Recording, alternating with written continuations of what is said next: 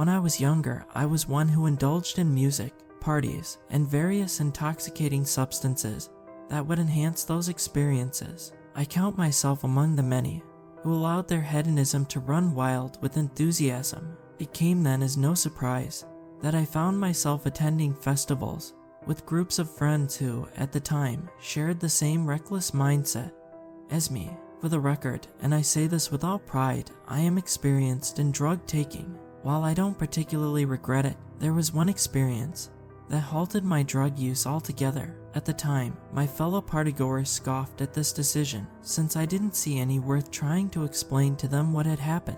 They would most likely have chalked it all up to a substance-induced hallucination. I've had such hallucinations in the past, which tend to be a result of sleep deprivation and frequent redosing. I can safely say none of them compared to the raw reality of this experience. It was the start of summer, and my friend Rachel had informed me that a group of them were heading to an EDM festival a couple states over. I'll refrain from divulging the location, as I feel I have already revealed too much by specifying my home country, but I was quick to take up the invitation. Hastily, I booked a ticket from the third batch release and began making preparations for the trip.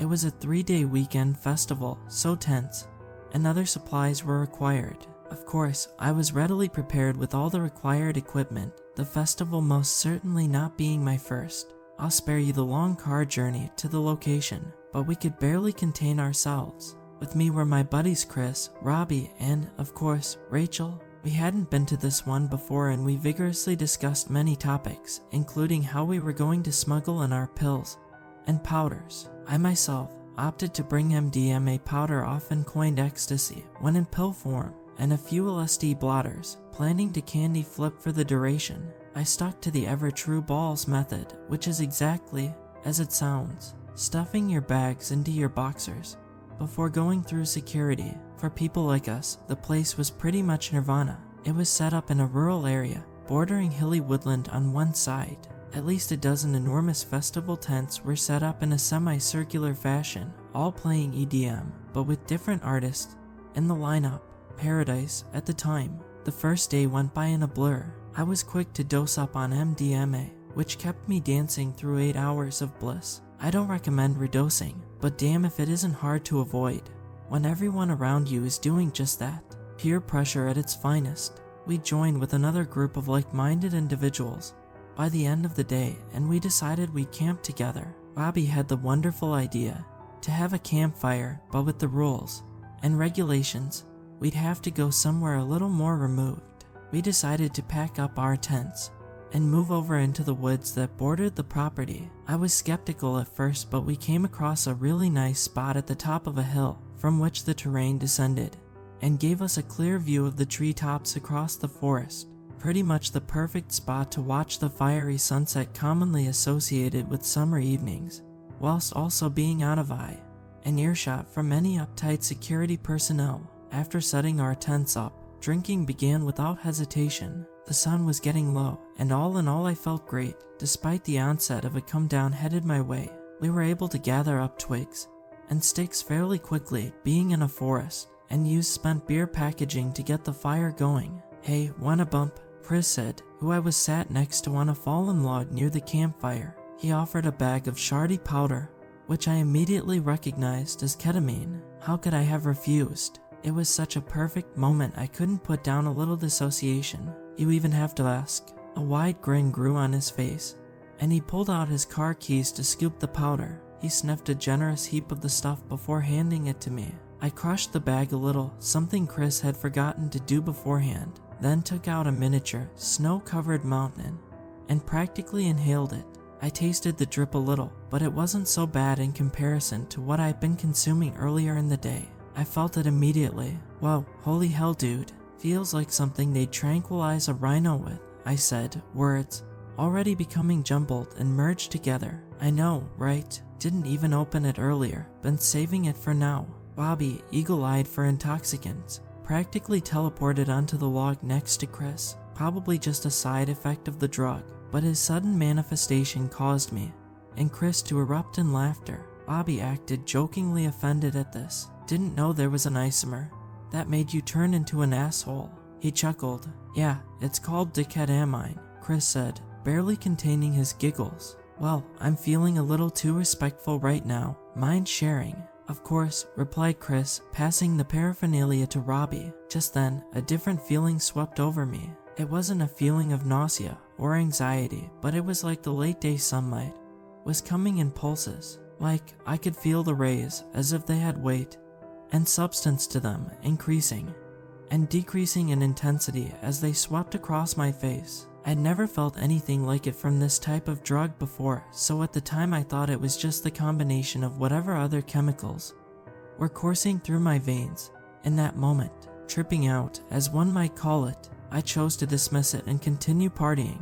Someone from the other group had brought out their speaker, a heavy and chunky thing that blasted bass into our bones. With the others dancing about the camp, I opted that one final redose of MDMA couldn't hurt. I'm not sure how long I flailed about in joy for, but when I went to sit down on the log for a breather, the horizon was already burning with a deep orange. "Need a cold one?" asked Robbie, who'd somehow pulled off the same teleportation trick from earlier. "Damn dude, you got me again." "Heh, just one of my natural skills. You want one or not?" Yeah, crack me one," I gasped, the exhaustion from the day finally catching up to me. Robbie opened a can and handed it to me, though it wasn't as cold as he'd promised. We sat there chatting for a while, gazing over the flittering leaves below which reflected the dusk light.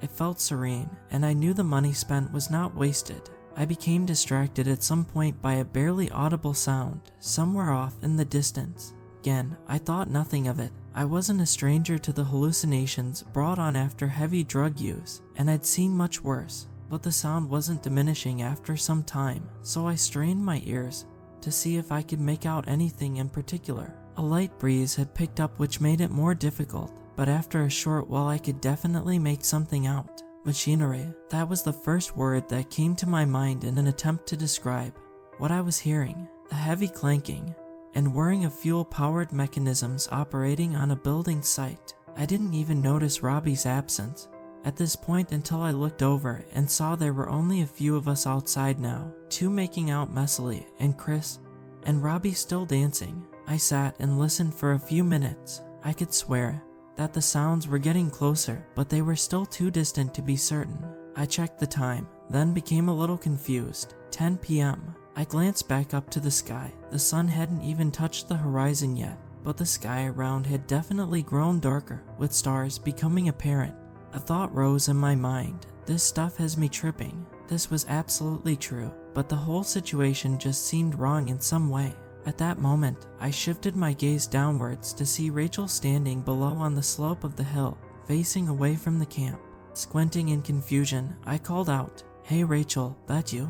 What are you doing down there?" There was no response, not even a flicker of movement to suggest she'd registered my call. I grew concerned, thinking she'd taken too much, and I heaved myself up off the log to go and help her back up the hill. Rachel was standing with the strangest posture. Her shoulders were slumped so low it was like they had been dislocated, and her head lolled backwards. I picked up the pace a bit, growing more worried at her condition, when in all my carelessness I caught my foot on a root protruding from the dirt. I tripped head over heels, almost comically, and rolled down to the bottom of the hill in a tumble of dust and twigs. Luckily, it wasn't too high or steep, but it was far enough that upon looking back up, the firelight was but a faint orange haze, which leaked over the brim of the hill. I was too shaken to realize at first, but after observing my surroundings, I could see that Rachel was nowhere to be found. Surely she wasn't so messed up as to not notice the mess that I was rolling right past her.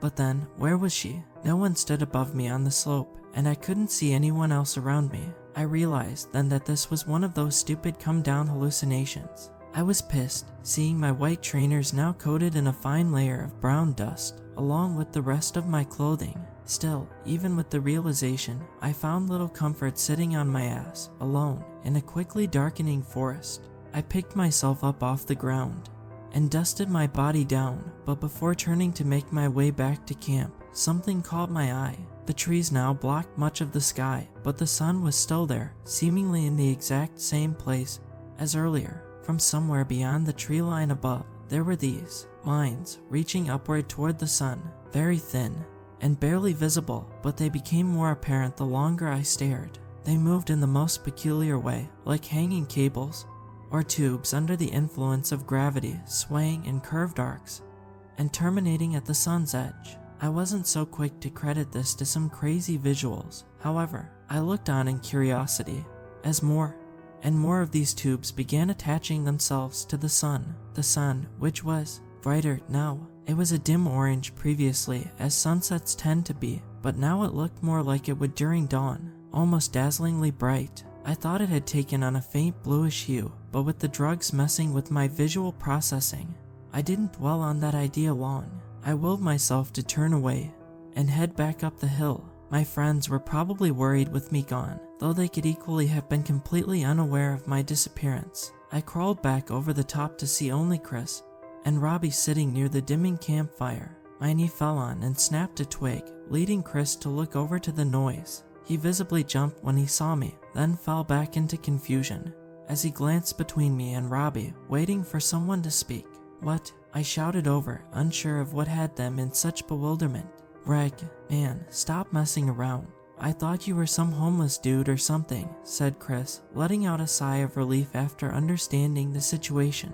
"What are you talking about? I went down there to get Rachel. She was wait. Where is Rachel? She went to bed like 20 minutes ago. And you turned in like an hour ago," said Robbie. "Robbie, I've been down in the forest for, I checked my watch, 12 a.m., 2 hours, Chris."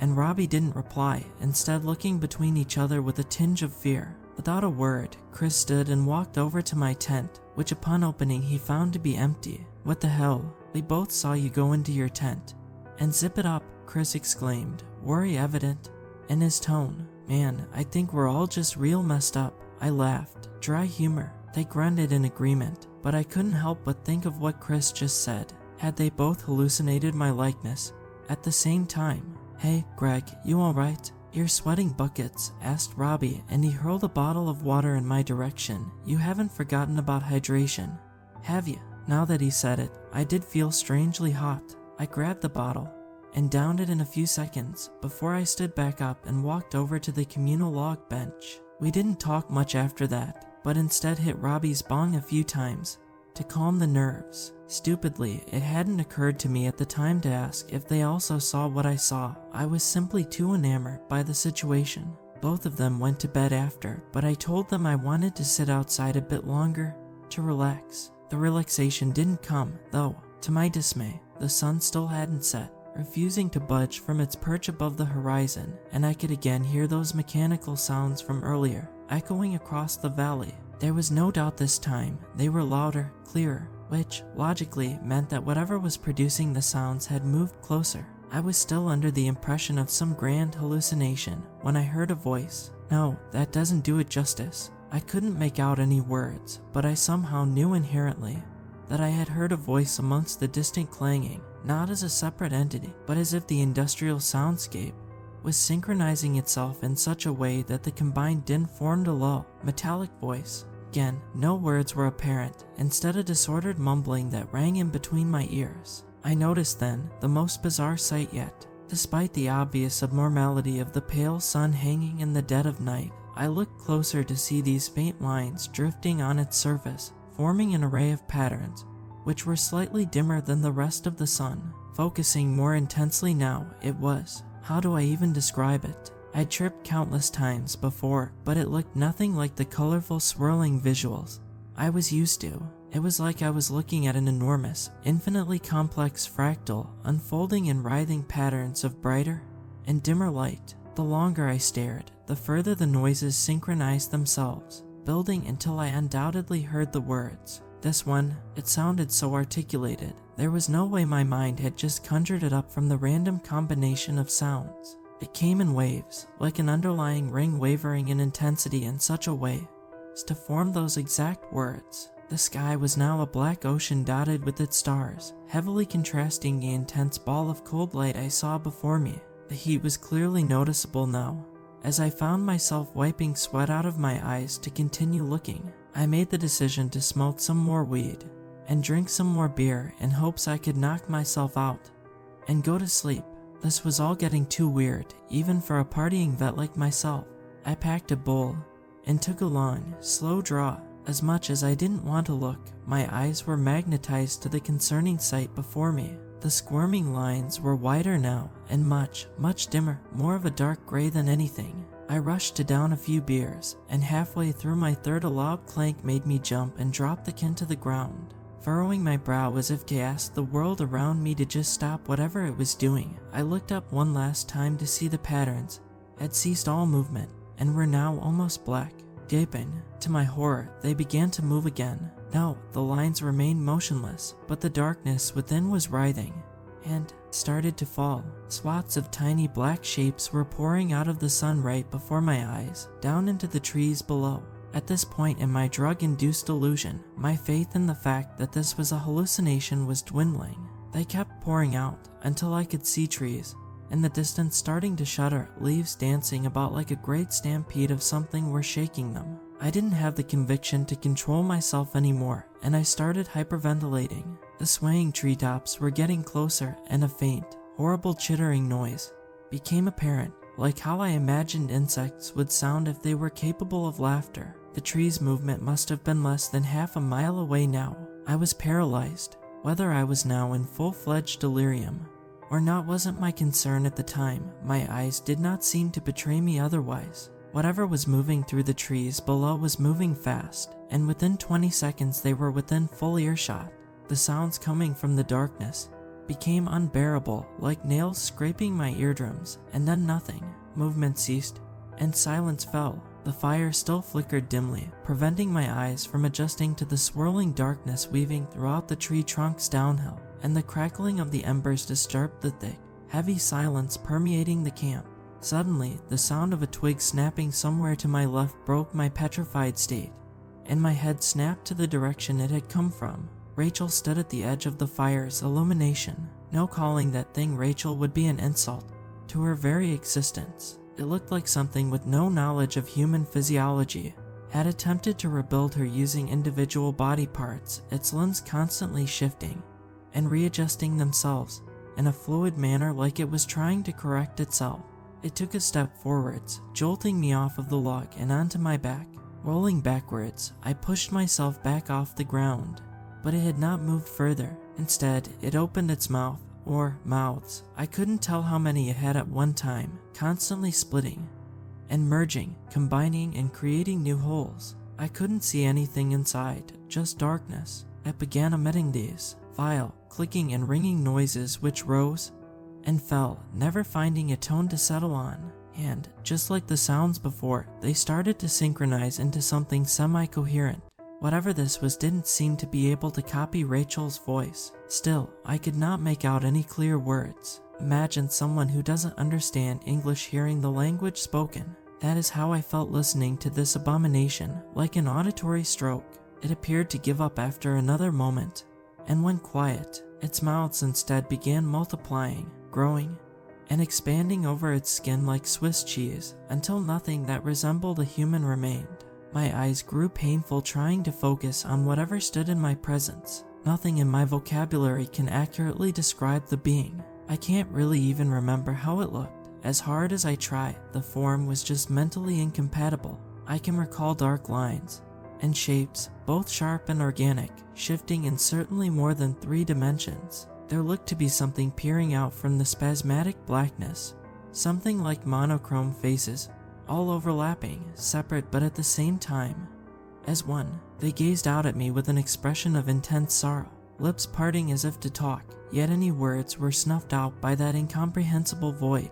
After what felt like hours, but was probably seconds, it started to move again, and as it moved, it began to take on a new form. Skin, hair, nails, fabric, all slipping and sliding, until the logo on my polo shirt became visible, emerging from underneath the dark fold. While this happened, movement stirred from the darkness below, countless shifting footsteps disturbing the forest floor. I wish I could describe further and in more detail, but that was the breaking point for me. I dropped the still smoking pipe, spun around, and ran in the opposite direction. I ran and ran onto the festival grounds, past a colorful sea of tents and drunk onlookers, before slipping on a cold puddle of someone's vomit and falling face first into the trash-littered ground.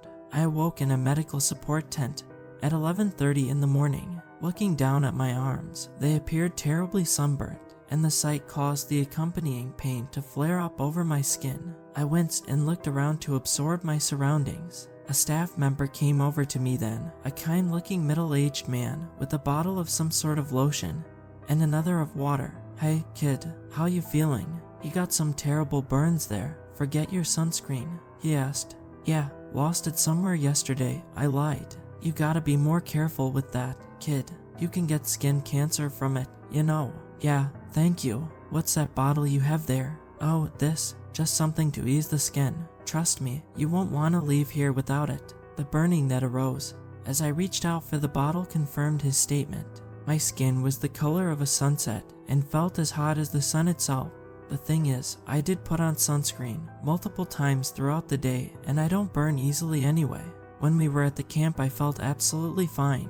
Well, before whatever happened that made me flee in terror, Chris and Robbie were waiting for me outside, faces carved with somber looks. They had with them all our things packed up, tents, leftover drinks, all of it. My heart dropped when they told me that they'd found Rachel's tent empty in the morning along with mine. A search team was called onto the site to scour the woods for any evidence of where she could have gone, but their efforts had thus far been fruitless, though I had a feeling they would not find even the slightest indication that she had ever been there, bar her tent and belongings. Robbie insisted on staying behind to help with the search while Chris and I made the journey home. The leather seats in Chris's car were a painful nuisance, sticking to my clammy, sunburnt skin at the slightest touch. I didn't have the energy to complain though. We arrived back at my house and called Robbie with a dwindling hope which, for me, had already dried up completely, but of course no news had surfaced.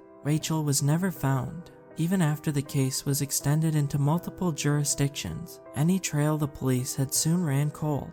I haven't told my friends, but I know now that Rachel is undoubtedly lost forever to something beyond our comprehension. After all, how could they believe me, given our drug use that night? Grieving is one thing, but grieving knowing you can't tell the truth about what happened is a different beast altogether. While I was changing my clothes that day, I noticed something peculiar. My blue polo no longer held the embroidered brand logo on its left breast as it once had. I still shudder at the implications of what may have happened if I'd stuck around any longer to find out. I don't participate in that life anymore, really. I still see those friends, but on the craziest of nights I never go further than drinking or smoking, usually not in combination. Probably for the best. Anyway, those words linger in my head still. This one, were they referring to me? I really don't have any rational explanation for what happened that night, what those beings were, their motives. Needless to say, the image of that pale sun unfolding is forever etched into my memory.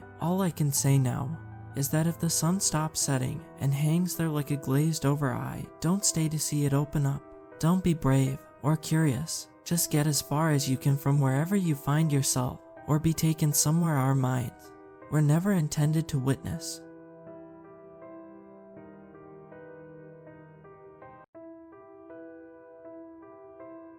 You know when you remember something from your childhood that didn't make sense at the time, but does now, like that joke in a movie that all adults laugh, but you just can't see what is so funny about it. Or when your parents are worried about something but you just can't grasp the seriousness of the situation. For some reason, I feel like a great deal of my childhood is plagued with inconsistencies, things I didn't notice until very recently. But different from a joke, my childhood inconsistencies are kind of unnerving. I have been trying to write this for more than a year, since I started recalling these events in my mandatory therapy sessions. And to explain the past, I sort of have to talk a little about my present, as weird as it seems. A few years ago, I was found in the middle of the night on the roof of my university, just close to the edge, and about to jump. The weirdest thing was that I had no idea how I got there, or why my shoulders were covered in bruises, as if I had been clawed by a wild animal.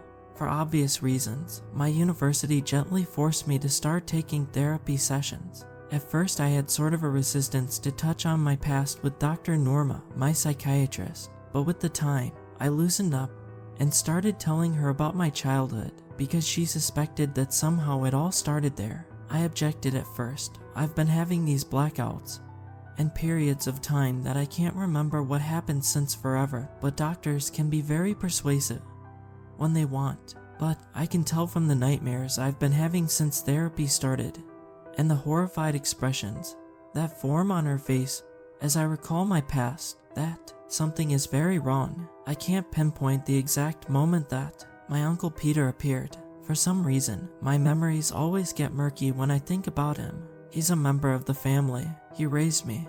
He is my freaking uncle, and yet, sometimes I feel as if I barely know him. Or worse, as if he's fake, as if he had never existed at all, as if he was a made-up memory. It is hard to explain. I want to cry, run, smile, laugh, and pluck out my eyes when I think about him. I can't recall his face, nor his physical attributes. I try to search for them in my memories, but they keep changing. Sometimes he is blonde, sometimes he is bald, sometimes he is dark-skinned, sometimes Caucasian, sometimes he was the tallest person in the room, sometimes the same height as me when I was 6. He is my uncle, and he lived with us for years, but I do not recall when exactly he moved in. He sort of just appeared there one day in my apartment, and I don't know if he was my father's brother or my mother's. I asked them that several times. As a kid, they always evaded the question or acted confused. I asked my grandmother, she was my father's mom, if he was her son. She either would refuse to answer or start coughing when I asked that. The one time I asked him, he asked, "Do you really want to know?" When I confirmed that I did, he grabbed me by the neck and suffocated me until I passed out. Uncle Peter did not have a room. He lived with me, my mom, my father, and my granny in our old apartment. There were 3 bedrooms. He had no room. He could sleep in the couch if he wanted, or easily fit a small bed in the living room. But no, in the corridor that led from the entrance of the apartment to the kitchen, bathroom, and living room, there was a crack. The building was old, and there were cracks and sounds from the pipes, but this was not an ordinary crack.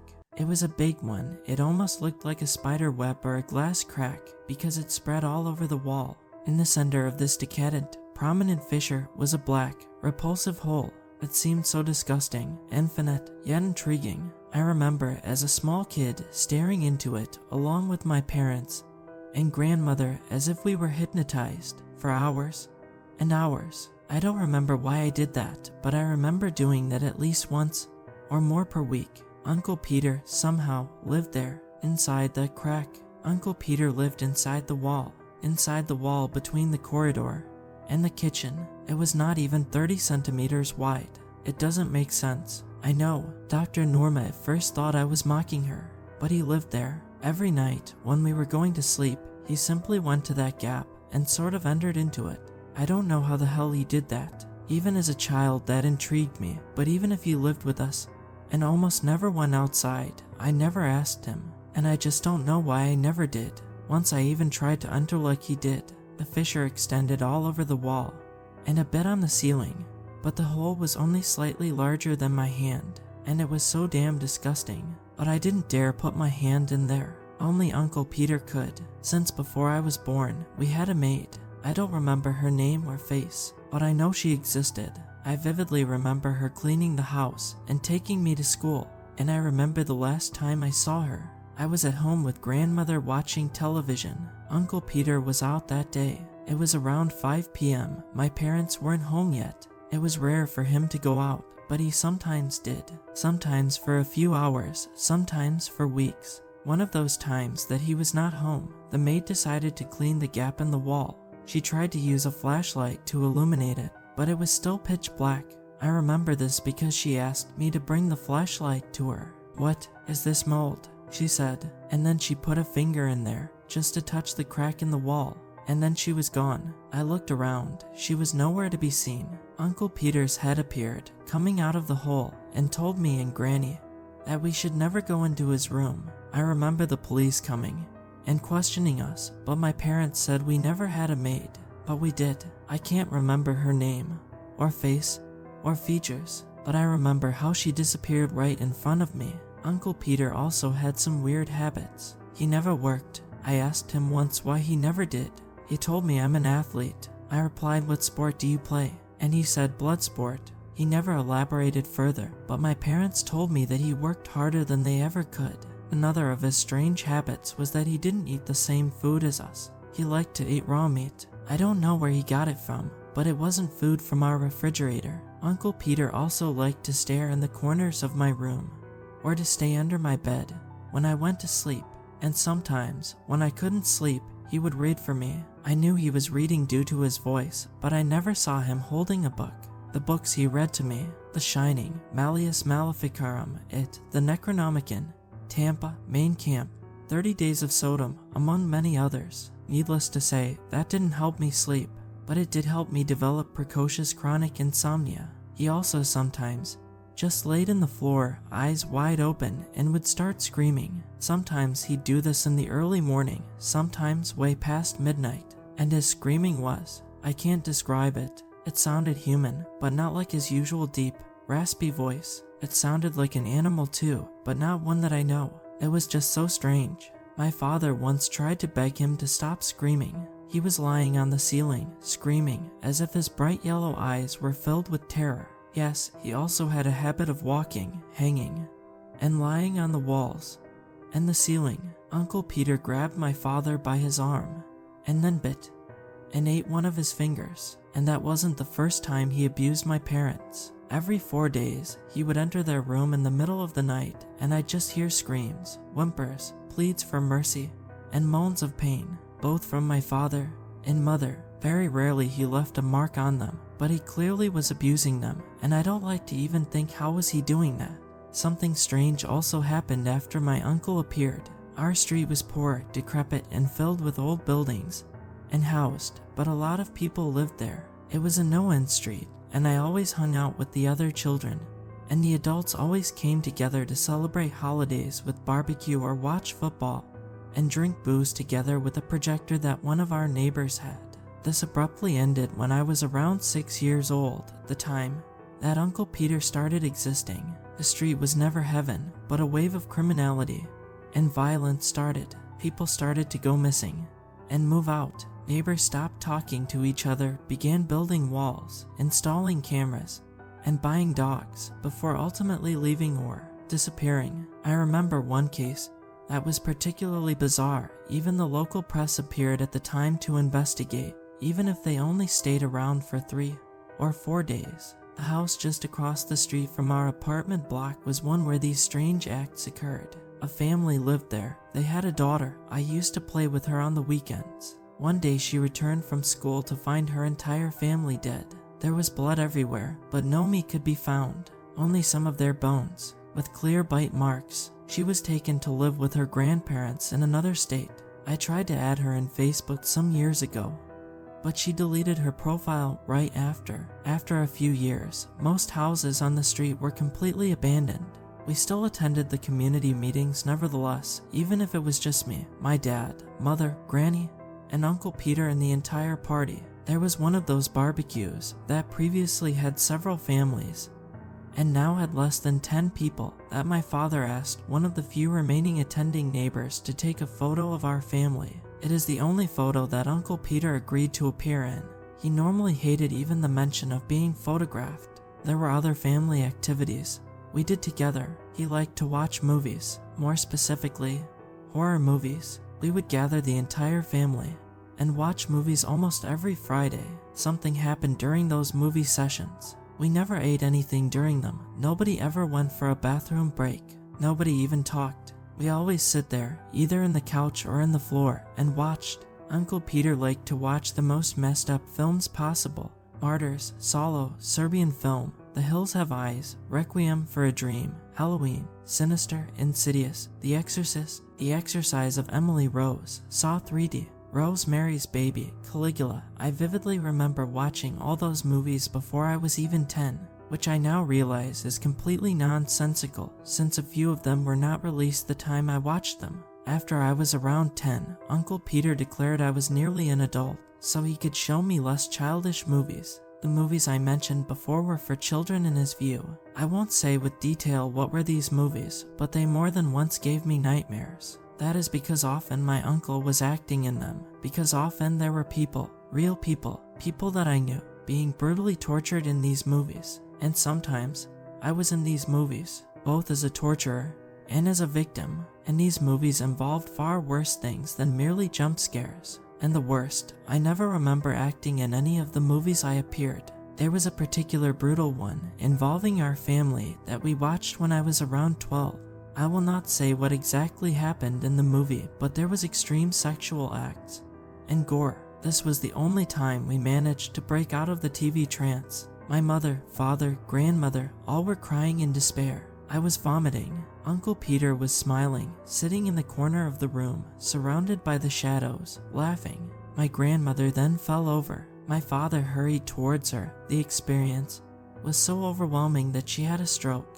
We had to take her to a mental institution after this. I visited her a couple of times before somehow completely forgetting she ever existed, along with my parents. I still wouldn't remember her if it weren't for Dr. Norma. I need to visit her again someday, but I fear how she will react when I reveal that I never saw her again because I literally forgot she existed.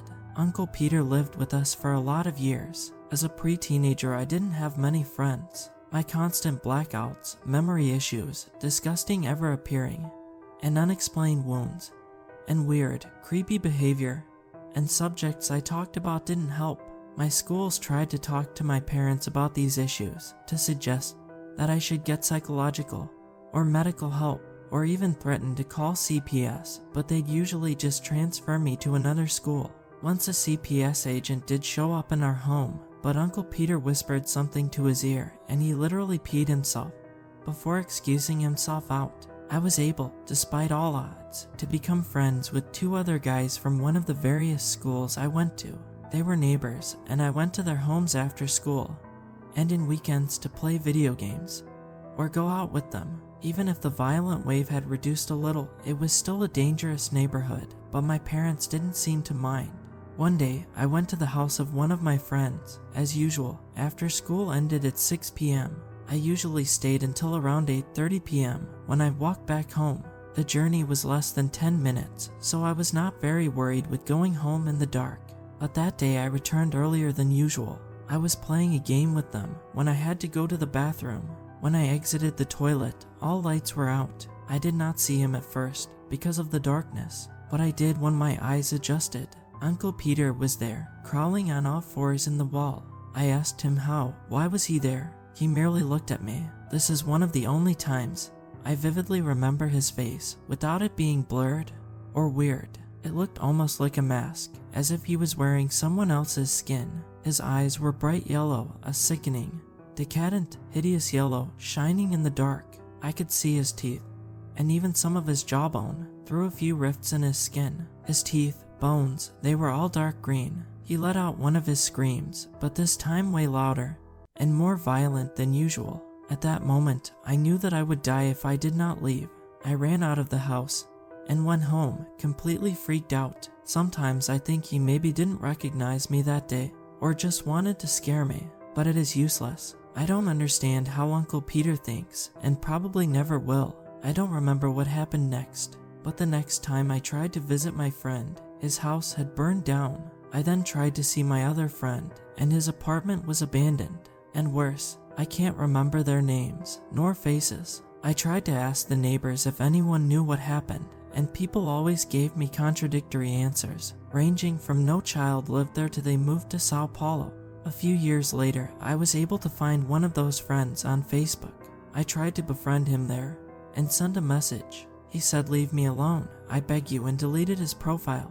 He did not block me. He literally deleted his profile. After losing my last remaining friends, my subsequent years would be of utter social solitude were it not for her. Her name was Carol. I met her in a bakery when I was around 15. It was owned by her mother, and she worked there to help her sometimes. I ended up getting her phone number, and we started dating shortly after. It may seem extremely weird, but for some reason, I didn't think Uncle Peter was all that bad. He does something to you, like to your mind. I don't know how. It may even seem childish, but I don't think. He's human. I know, I'm talking nonsense. But everything surrounding him seems so wrong. He does something to you. You kind of forget, or unwillingly ignore his misdeeds. I still loved him. I still somehow do, by instinct. But even with all his brainwashing and manipulation, my abused brain somehow knew that I had to be careful with that man, so I avoided telling him about Carol or anyone in my family, not that it mattered. One day, after 10 months dating, we were finally ready to do it. You know what I mean. Their parents were out of town. Uncle Peter said he'd be out for 3 days the day before, and my parents were at work.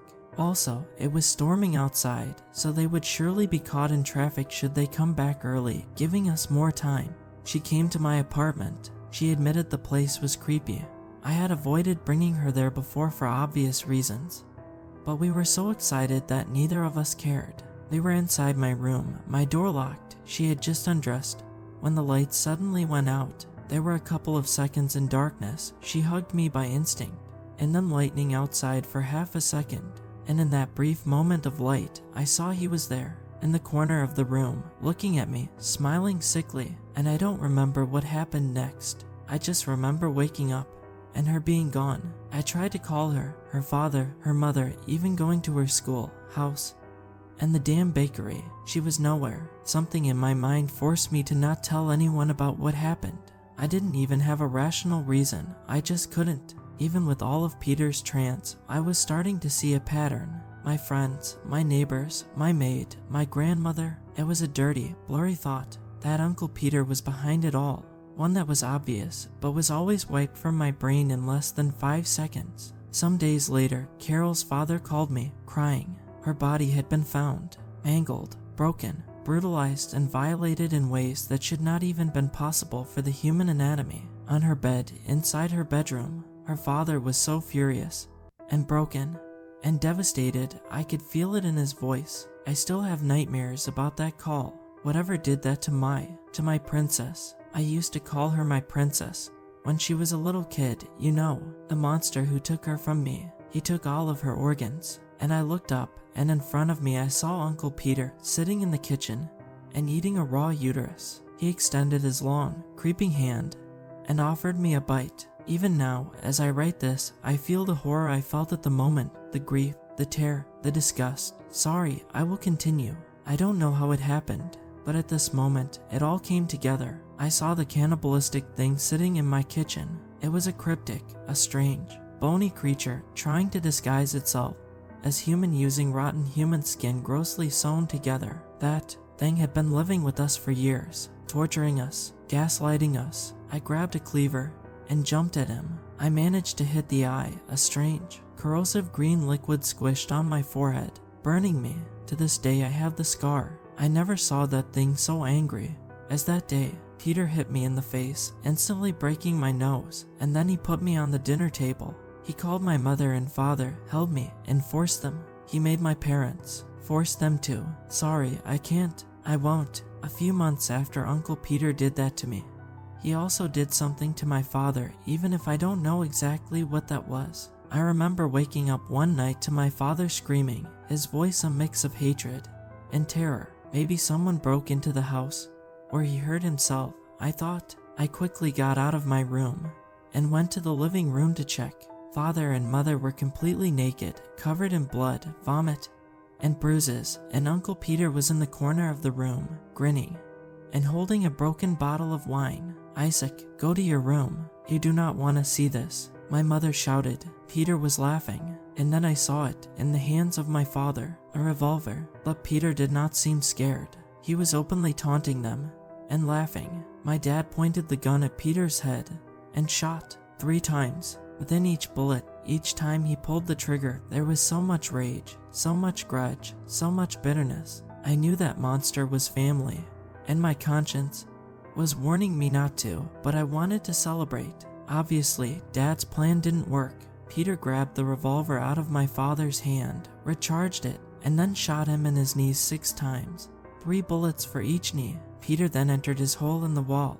We had to hurry my dad to the hospital. My father never walked again. When I was 17, one night I arrived home late after spending the entire afternoon studying for my exams in the library. Our building was literally the only one which was not abandoned.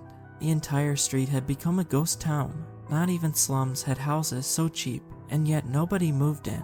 Not even crackheads or squatters tried. The place had been empty for years. But not that day. The street was swarming with people. There were even people from the news. Police cars were parked in front of the building, and some people in biohazard suits coming out of my apartment block.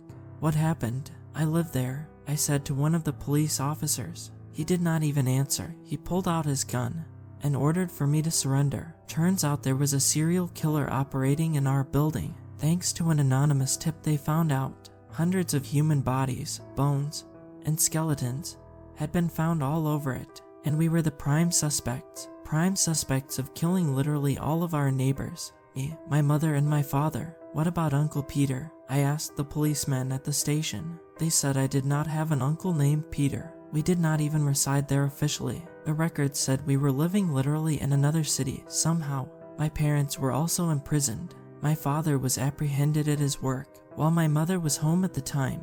It obviously did not make sense. We would not be able to kill so many people. No one would. It would take an army of serial murderers to hide that many bodies. Yet, they arrested us, and as I was being led into the patrol car, I saw him one last time. I looked to the windows of my apartment, expecting to see him grinning. "Why are you looking at those windows?" One of the cops said. I looked at the policeman, and then I noticed his skin was completely rotten and full of stitches. His eyes were bright yellow. There were portions of a green bone visible through tears in the hide. That was the last time I saw my uncle.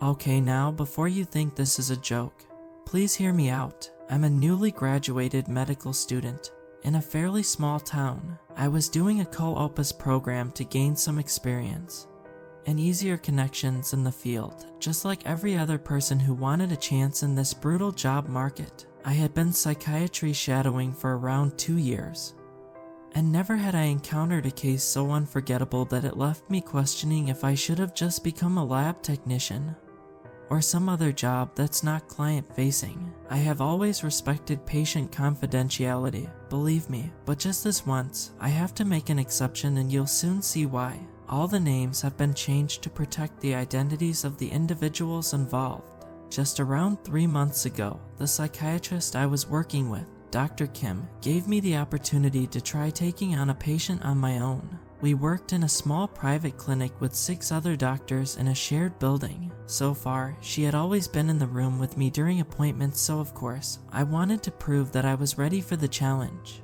She told me it was someone who got referred from their family doctor to see a specialist, like the majority of new patients. I gave the prognosis papers a quick glance. Nathan Sommers, 27, male, delusions about identity, diagnostic impression, schizophrenia. It wasn't my first time dealing with schizophrenia before. For those who don't know, these are false beliefs that are not based in reality. For example, you think that you're being harmed or harassed. You interpret patterns in everyday objects as messages, or I guess in this case, who you even are. It was a relatively quiet day. When the clinic doors swung open, footsteps could be heard approaching the receptionist table. I spent a couple minutes gathering all the necessary paperwork and poked my head out of the office. "The doctor will be right with you. Please come this way." Some muffled chatter approached behind the door. That was my cue. "Nathan," I called out into the hall, expecting a man. A short woman with dried out brunette hair and dark circles walked in. Her brows were furrowed, and her eyes filled with desperation, like she was on the verge of tears. "I'm Rena, his wife," she said wryly. Her lips wrinkled the smallest attempt of a smile as she reached out her hand. "Pleasure to meet you, Rena. I'm Dr. Redacted," I said while I shook her hand. Trailing in behind her was who I assumed was her husband. He was wearing a tall mascot suit of sorts that was the splitting image of Garfield. Look, initially I laughed too, not out loud but in my head, when I saw the goofy costume. I thought this had to be a joke. Maybe Dr. Kim was setting me up to see if I could detect bull. And this was my true test of knowledge. Either way, I was intrigued. The man's orange and white fur was matted and filthy, covered in food stains, and the smell. Let's just say I felt slight regret at that moment of accepting the case. Nonetheless, I wasn't going to turn away anyone who came for help, and it certainly wasn't my place to judge someone. I knew firsthand that mental illness can really put you in a bind for hygiene and personal care. That was part of the reason why I studied psychiatry in the first place. I wanted to help others who were in a similar position as myself. I smiled at the two, gesturing for them to take a seat. "And you must be Nathan?" I asked the man in the suit as his wife lowered him into the chair. With her guidance. "Why do people keep?" The woman quietly muttered. "He's not talking right now," she answered, her lower lip quivering. "He refused to talk ever since he started doing this." "I see." I nodded. "I guess that's why she had to come in with him. It would be a little challenging without communicating with the patient directly, but I guess it couldn't be helped." "That's not a problem," I said, trying to reassure the wife. "Rena, why don't you tell me what the problem is and how it all started?" Her hands were clasped tightly together as she exhaled deeply. "About 1 month ago, my husband came home and started saying that he had a new identity." "Garfield?" I asked. "Yes." The bulbs of tears around her eyes grew bigger. He stopped responding to his name. "I thought it was a prank at first that he and his friends were pulling on me, but it's not right. Now, he's been doing this for weeks. You've been wearing this suit for weeks, Nathan." I looked at him concernedly. Rena shook her head. "That's not right." I remembered. "You're not talking." Wasn't Garfield able to talk? I thought he did in some of those 3D movies years ago, but maybe that was a fever dream. "He won't eat or shower," she sobbed. I begged him. He said he can't do it anymore. "I just want my husband back. He hasn't showered." That would explain the putrid, rotting smell radiating from him. "When was the last time he ate?" I asked. "Probably 3 weeks ago, right before his delusions started." "Right," I said. "And," she continued, "I even tried giving him lasagna." "Lasagna, Garfield's favorite," she clarified, catching her falling tears with the sides of her sleeves. I gave her a tissue. As I flipped to a new page in my binder, the thought of him living in his own filth inside that damp suit was sickening. I genuinely considered the possibility that maybe this was all just an elaborate trick.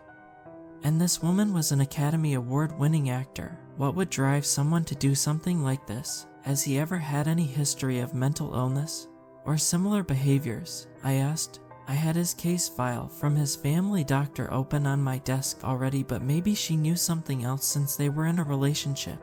Not that I know of.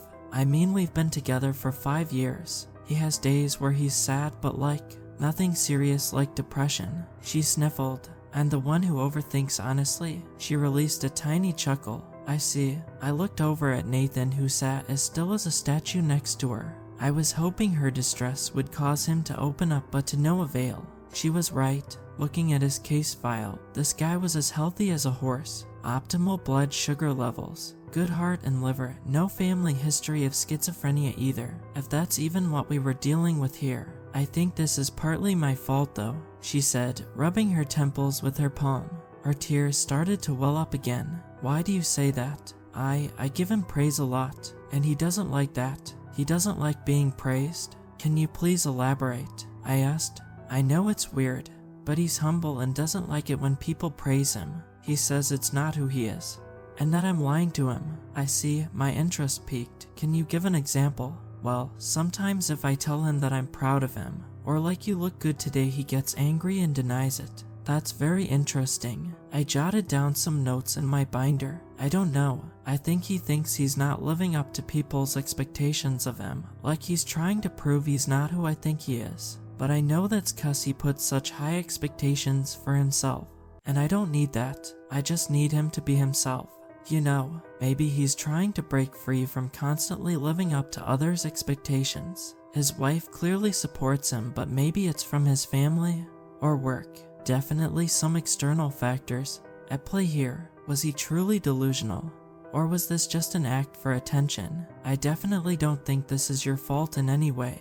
I said. "Thanks," she said quietly, seeming to not quite believe my words. "In rare cases, a sudden onset of schizophrenia could happen without trauma. Besides, we need him to tell us himself and shouldn't jump to conclusions. Is there something in his life that changed 1 month ago that might have triggered him?" I asked. "Like a job change, death in the family, stuff like that?" She shook her head. "No, not that I can think of."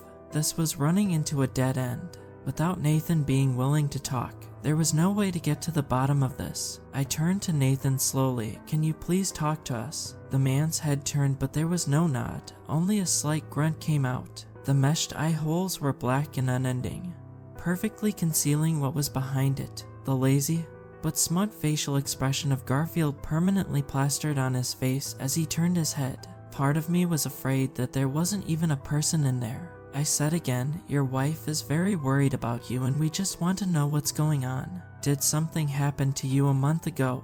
Nathan slowly nodded. I felt both excited and terrified. I continued, can you let us know what happened? I want to help you. The costumed man slowly raised an arm towards his head, drawing small circles. His wife tensed up in her seat, as did I, trying to interpret his actions. I'm not sure what you mean, I said. Is that a circle? He shook his head, instead patting the top of the mascot head with his hand. Your head, I asked. He nodded. My heart skipped a beat. Is there something wrong with your head? He nodded again, faster and harder. I turned back to her. Do you know what's wrong with his head? He went on a fishing trip with his friends about a month ago. She shifted in her seat. He slipped and hit the back of his head on some rocks. But it wasn't a serious injury. Wait, how serious was it? I asked, leaning forward in my chair. I thought it was strange that she didn't bring this up earlier, as it seemed pretty significant given the timing. Like just a bump on his scalp. It didn't bleed or anything. He was back up in minutes according to his friends. Maybe the injury was more serious than you thought, I suggested. She paused, seeming to realize her mistake. Oh God, you're right. That didn't even occur to me. There was only one thing I could do. I turned once again to the suited man, the lifeless black mesh staring deep into my soul, concealing any facial expressions he had. Was he content? Angry? What was he feeling right now? No one could tell. Can you please remove your mascot head? I asked, trying my best to sound calm despite how anxious I was becoming myself.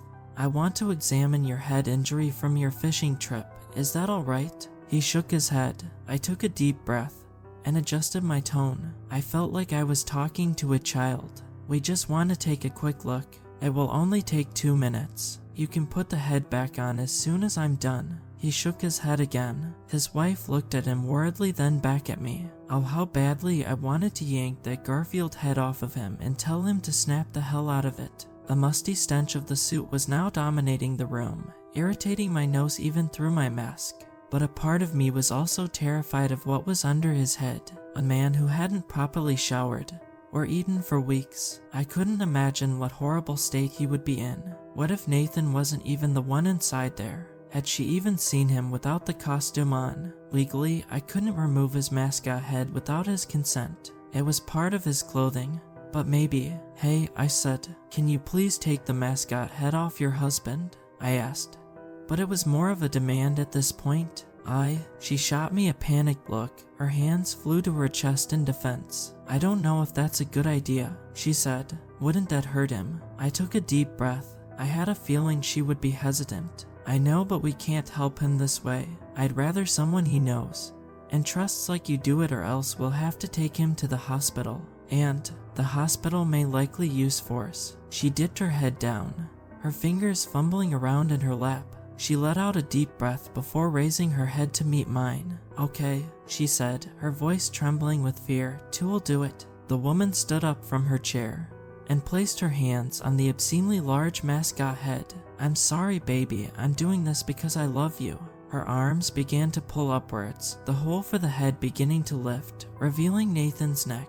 A loud crash. The next few seconds happened so fast that I barely had time to process what was happening. She let out a blood-curdling scream. Nathan tackled her to the ground. Both of them hit the floor hard. He pinned her in place while his fur-covered hands wrapped around her throat, growling, enraged. No, stop. I'm sorry, she screamed as he heaved angrily through the suit. Dark red liquid oozed from his eye and mouth holes as he squeezed the life out of her. Rena's face jerked from side to side, avoiding the blood that spewed from the costumed man. I screamed at the top of my lungs. Help, please, someone help. I swung the door open and yelled into the hall. She coughed violently for air. Her eyes bulged and watered, hands clawing at Nathan's grip. My legs were shaking. I pulled at Nathan with all my strength, but he wouldn't budge. Not even 5 seconds later, 4 people came barging through the office. 2 of the doctors pulled at Nathan, yelling,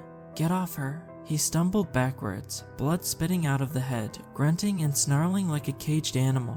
"You hold his legs." A third man shouted. One of the patients in the waiting room pinned him down onto the floor along with the 2 doctors. I quickly rushed to his wife, who was convulsing in cold sweat. Her face flushed a deep red. We carried her over to an adjacent room to check her vitals. Her pulse was weak, but thankfully there, in the other room, Nathan was held face down with someone holding each of his limbs in place. All the remaining patients in the waiting room quickly fled from the building as sirens blared in the distance. "What happened?" Dr. Kim exclaimed as she walked into the room looking at Rena, who was trembling on the exam table. "Good question. What happened?" I looked calm on the outside, but my heart was beating out of my chest. I was holding back my morning breakfast from regurgitating. "He started choking her," was all I was able to get out as I shakily wrapped the blood pressure cuff around the poor woman laying in front of me. I don't think my first patient visit could have gone any worse than this. "Are you all right?" she asked. Dr. Kim didn't seem angry with me, just concerned. "All things considered, yes. That's good. The police are almost here, so don't worry," she said. Dr. Kim jumped in to help me with the checkup. We carefully examined Rena's neck and breathing. Although it would probably bruise in a few days, there was no damage to her windpipe to our relief. She curled up into a fetal position on the table with her hands covering her face. "No," she cried over and over again as she rocked back and forth. I stroked her back with my hand, trying to comfort her. "Can I bring you some water?" I asked. Was I allowed to do this? At this point, I was kind of taken out of the doctor and patient situation, and just trying to be friendly. "No, I'm fine, thanks," she answered. Her face barely peeked from behind her hands. "Okay, well, if you need anything, just let us know." I placed a bottle of water beside her on the table anyways, and funnily enough, she gulped down nearly the entire bottle. In the adjacent room, 4 people kept an eye on Nathan until the police arrived. All the while, he struggled against the people that were pinning him in place on the ground. You could still hear him grunting and growling with rage even through 2 closed doors. When the front doors finally swung open, everyone breathed a sigh of relief. The police quickly detained Nathan. Seeing Garfield in handcuffs shoved into the back of a squad car was surreal. If I saw a photo of this online, I would laugh. But this was the terrifying reality I had just witnessed. The police gave us their card and said that it would take some time to get back to us. They initially wanted to detain his wife too, just for questioning, but seeing the condition she was in, they decided it was probably best to do it another day. As the police car diminished down the road, I felt like I could finally calm down. Nathan was out of the building. Dr. Kim apologized profusely for giving me this patient, but I felt like I should have apologized for asking the wife to remove his mascot head. We both felt like we were responsible. I took a mandatory week off. I say mandatory because I didn't choose it. The property manager had to sanitize the blood spills on the floor, and Dr. Kim said it would be beneficial for everyone to take a well-needed break to just collect ourselves. The free week flew by, and work resumed like normal, but it was in the back of everyone's minds. Needless to say, we were all still very shaken up by the incident. This never made national headlines, but everyone in the clinic watched the local news like a hawk. I didn't care what his crime was. I just needed to know if they managed to get him out of the goddamn Garfield suit, and what he looked like under there. Everyone had the same sentiment. We waited a week, then 2, then 3. A month went by with no updates from police. 3 months passed by until we finally got word of the verdict. Investigators revealed that Nathan did indeed go on a fishing trip that day a month ago, but it wasn't with his friends. In fact, his friends thought he was out of the country because they hadn't heard from him for over a month.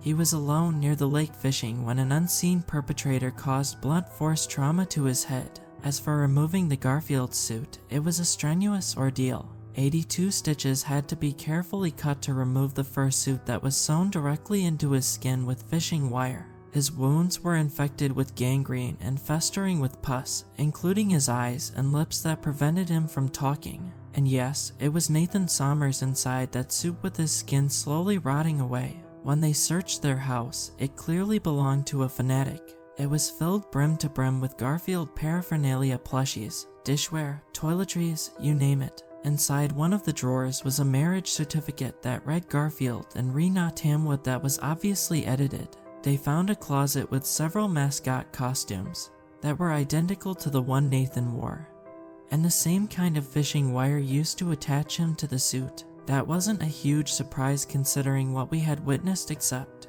his wife was the one shown in handcuffs. Her mugshot photo with her crispy brown hair and solemn expression flashed across the TV screen. Thinking back on their visit that day 3 months ago, it occurred to me that not once had she referred to her husband as Nathan. I don't think I'm going to work as a psychiatrist anymore.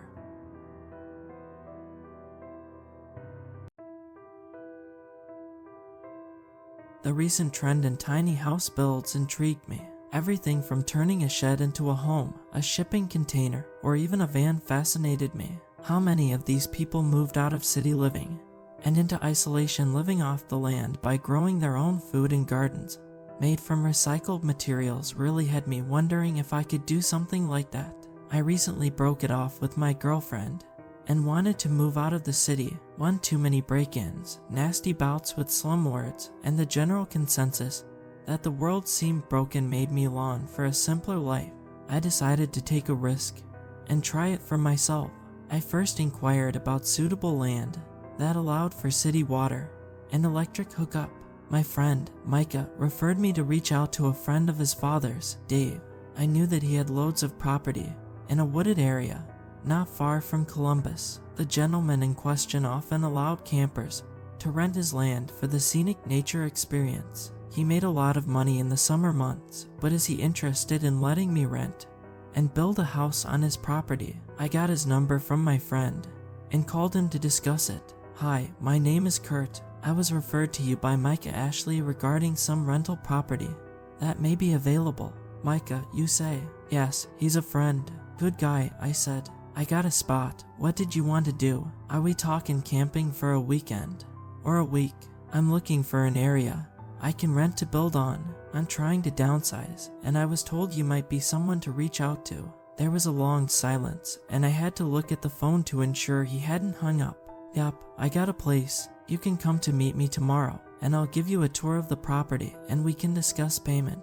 The next day I met Dave at the large property. We discussed what I wanted to do, make a home on the land, and pay monthly rent. He seemed eager to rent the property to me, but there was a stipulation. I need the full year's rent up front, and you can do anything you like out here. I only ask that you are quiet, as the horses get spooked easily. I thought about it, and then finally agreed. Dave said he would even help me by getting me in contact with one of his contractor friends. The cost was more than I had anticipated, but it was worth it.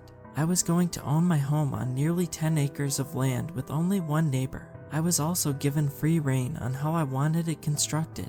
So, as promised, my journey began. I found one of those shipping containers on eBay from a guy in Pennsylvania who was selling it for $650. I just had to pay to haul it back. I, once again, was assisted by Dave, who just happened to have a truck to haul it. It was nice to be living so close to a guy that was so kind. I could set up the unit and begin work on the interior immediately. I didn't make it have a ton of extra features. I was mainly going for a couple of windows, a bed, and a space to store my things. The contractor that Dave sent me was good and helped me with the design, but I put everything together. I'm proud of what I came up with.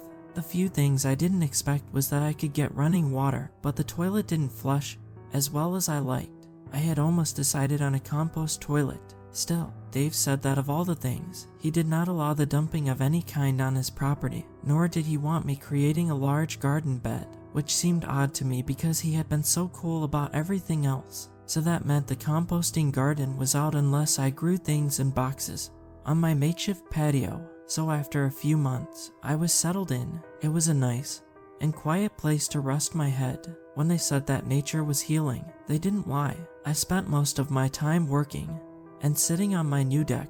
It was peaceful and calming. It wasn't long after the first month that I noticed something about my new tiny house. While it was exactly like one of those tiny house storage container homes you would see on those home and garden-type television shows. There was just something that began to make me feel uneasy. I woke one morning to the sound of my shower running. When I got out of bed, I could have sworn I saw someone running out my sliding doors that led to my new patio. I never jumped out of bed so fast. I ran to the door and saw nothing where I should have seen someone running away. I called Dave that very morning after the sun came up. I asked him if he had seen anyone on the property. He said he'd check his security cameras, which he did while I was talking to him. Dave said he couldn't see anything unusual, and I was more than welcome to check them myself. He even offered to install one for me. Again, here was the guy that was so nice and polite, yet I opted not to take him up on the offer. Instead, I decided to install my own. I got one that required a phone app and had infrared availability. I still need to get it delivered to my new residence. Instead, I had the new camera delivered to my post office box that I set up when I moved in. Once I installed it, I could do nothing but wait. Then I waited some more. Actually, I waited about a week or so and nothing. Perhaps I was losing my mind. Maybe what I had seen that morning was just me dreaming. That could have explained what I had seen. I was asleep when the second instance occurred. I was sleeping when something woke me. It was my phone. My cell had several notifications from the camera app. I sat up in my bed and clicked on the first notification. All I could see was what looked like two eyes that appeared off the deck of my tiny house. I skipped past it assuming it was a deer. The second notification was that of a shadow, but I couldn't make out what it was. The third notification, I clicked on it and there was nothing there. I clicked on the last one and it was completely black. I was annoyed, but went back to sleep. The next day I had to go into the city for work. We had some big meetings that required me to show up in person. I sat in a large auditorium, taking notes from the CEO about security changes we had to make on our work computers. I was trying to pay attention when my phone rang. I looked down and there was another notification from that camera app. This time I saw what looked like a woman with shaggy hair and hardly any clothes on. She was standing staring at my patio doors. She wasn't moving. She just stood there. Within a few moments, she had moved closer, but I didn't see her walk. She just appeared. Then in the background, it looked like something or someone was standing behind her. At that point, the camera went black. I can't tell you the feeling I got from watching her. I didn't know if she was flesh and being, a ghost, or something else. I drove home after my meeting in a state of panic. I was concerned with my safety, but also wondered if I was overreacting. It may be a curious camper from one of Dave's other rentals. I pulled onto the property. I saw Dave, and he waved as I drove past him towards the drive next to my newly created tiny house. That is when I saw something strange. One of the planter boxes I had set up on the patio railing for some herbs was now knocked over. I picked it up and cleaned it the best I could. I noticed someone standing behind me and turned to see Dave shaking his head. Looks like we got raccoons. You gotta be careful when you plant things. That is why I said no gardens. I can't tell you the number of times we tried, but the misses, and I never could get anything going. We tried putting fences up around it, but whatever lives out here always got to it. I thanked Dave and watched him return to his house and go inside. I placed the planter box back on the deck railing, hoping it would stay put this time.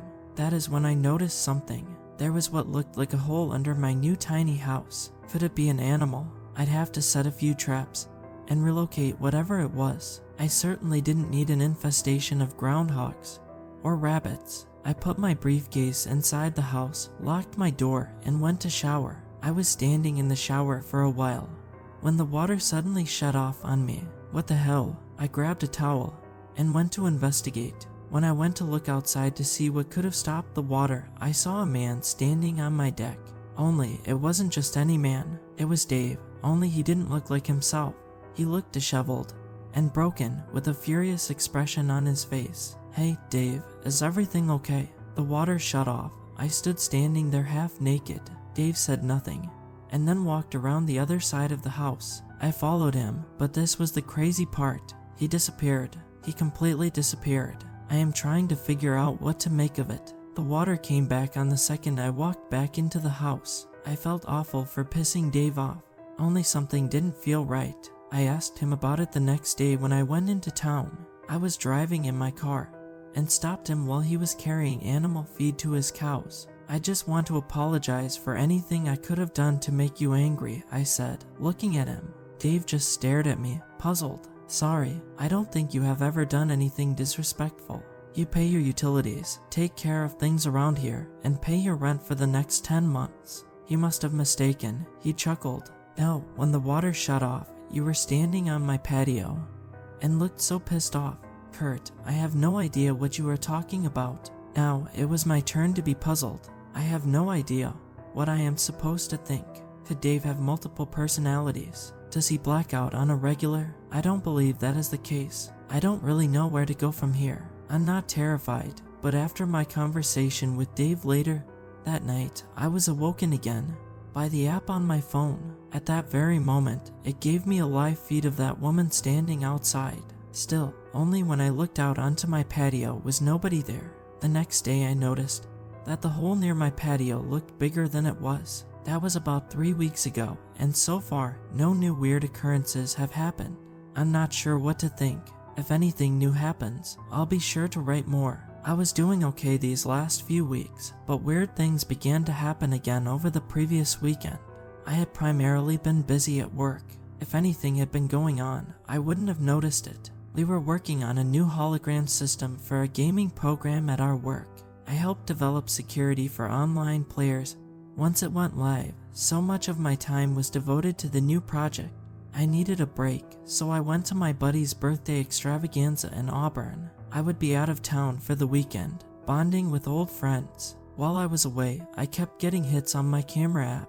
Not too unsettling. Most of the things I got notifications for were deer and birds, and on occasion, I'd see Dave's truck driving by in the distance. Also, not unusual, he had to haul feed to the cows and goats on the other end of the property. On my last night in Auburn, I woke up shortly after midnight. My camera app had over 20 notifications in 2 minutes. I didn't even know something like that was possible, yet here I am. When I clicked on the first notification, it was pitch black. Nothing too alarming, but when I began clicking on the third, fourth, and fifth, a ball of light kept getting closer to the camera in each shot. The last notification I selected was of a blue orb and what looked to be a figure. I couldn't make out who or what it was. I showed my buddy the next day, but didn't tell him about the previous weird occurrences, and he suggested it was ball lightning. I thought about it and decided that he was probably right. It was nothing I could explain.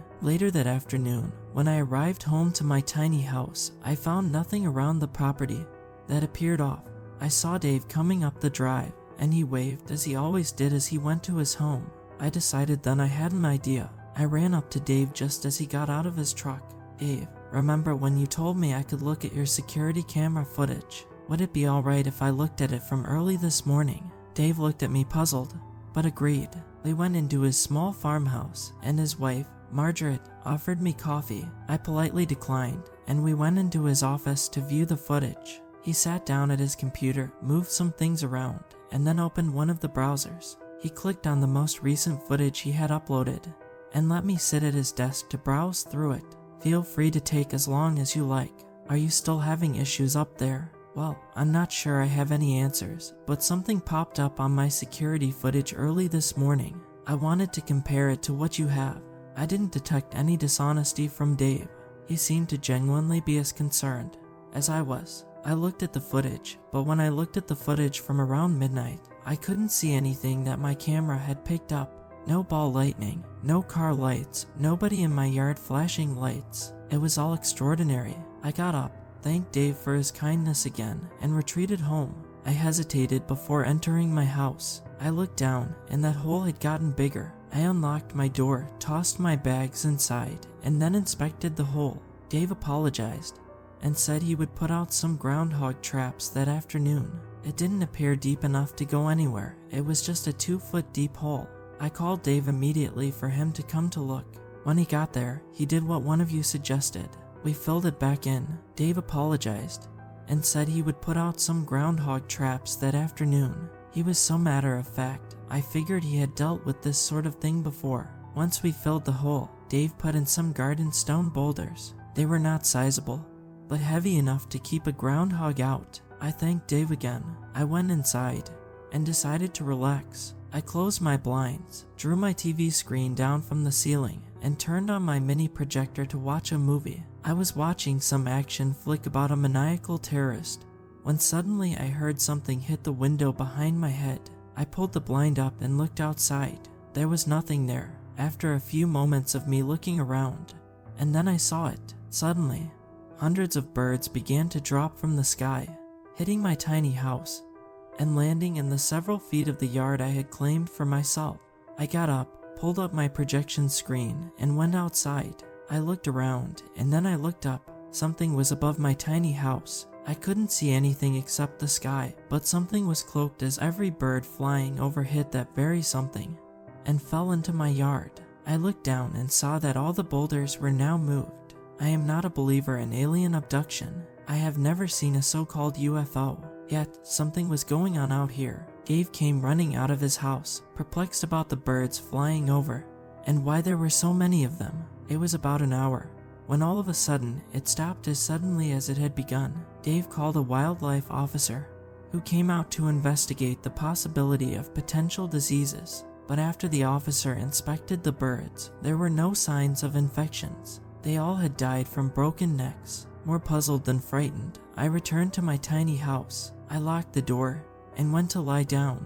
It was now dark out and the stars had come out. The place was beautiful. I hated that the beauty of it made me wish I could stay forever. Yet I knew even with about 7 months left on my lease, I would in no way be able to remain at my tiny house. I didn't even want my money back.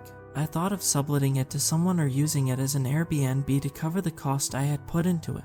Then the final and last straw broke the camel's back. I had closed my eyes when my camera app went off again. When I looked at it, I could see that same woman from before in the camera. She was at my door. This time when I saw her, all my anger and fear got the better of me.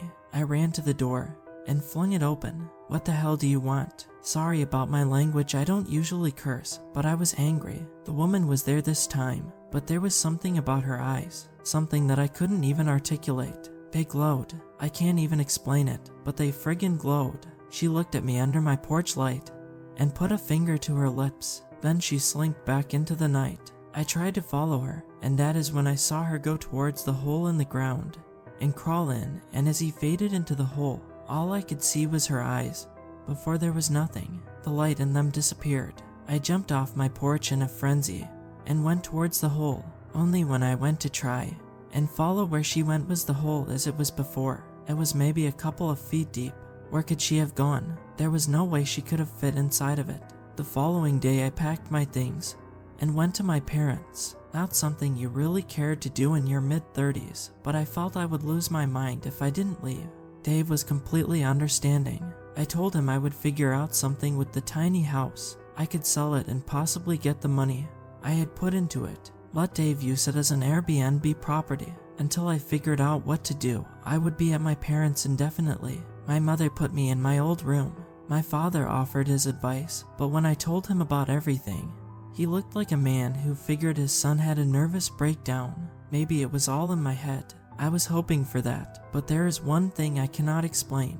Why does my camera app still send me those damn notifications with the woman? She stands under the camera with those eyes and beckons me to come to her. I have been overworked and exhausted, and I was sure there was a reasonable explanation. When I showed my father the videos, he seemed to be more concerned about the young woman's welfare. I couldn't seem to express to him the fear I had every time I looked at her face. It was as if she didn't show herself to others as she did me. Also, how do you explain that force field over my house? Dave's doppelganger. All the weird stuff going on had me very unnerved. I went to a doctor to get sleeping medication. I deactivated the camera app from my phone as well. I feel a bit better these last few days, for the most part, now that I haven't had to worry about it for a few days. Then last night, I got an update from my work email. It was regarding a system breach with the security program. I noticed something strange when I clicked on the information to decipher where the breach had occurred to begin fixing it. The new gaming system had photos that resembled my tiny house. In the video game, players could activate the hologram application to appear in any room in any place or building they chose. Only the holograms would utilize the same space it was in. It would work similarly to Oculus, only goggles were not necessary. Because the hologram worked with the area you activated it in, you select the hologram to appear in your display area, like your bedroom, living room, or office. So if you wanted to watch a killer character act out his rage, or if you wanted to play the characters yourself, you would be in the room with them. They also could react to you. It would be like they were in there with you. Only the hologram in this game wasn't your typical killer or action figure. It was now introducing a new character, that disheveled woman I kept seeing who was in my tiny house. I know this sounds crazy. Technology is crazy. There are still a lot of bugs in this new gaming system. We only have a few prototypes, so it hasn't been made public yet. I shouldn't even be telling any of you about it. I need to tell someone about it because I don't know what to do. Something is using it. And what about those birds? I asked my boss if we could shut down the program for the time being, until all the bug fixes were completed. He thinks that is a good idea, but only gives me a month or two to fix those issues. I'm no longer in the tiny house. I'm not there. But the other day, I noticed something else when I was working on some integration. Several viruses were not detected in the game previously. I can't understand the language because it isn't your typical syntax type system. It is something I have never seen. It is as if the game has a mind of its own. Here is the real kicker. One of the latest characters in the hologram game looks exactly like me. I will be tired and working around the clock, trying to understand what is happening. Wish me luck.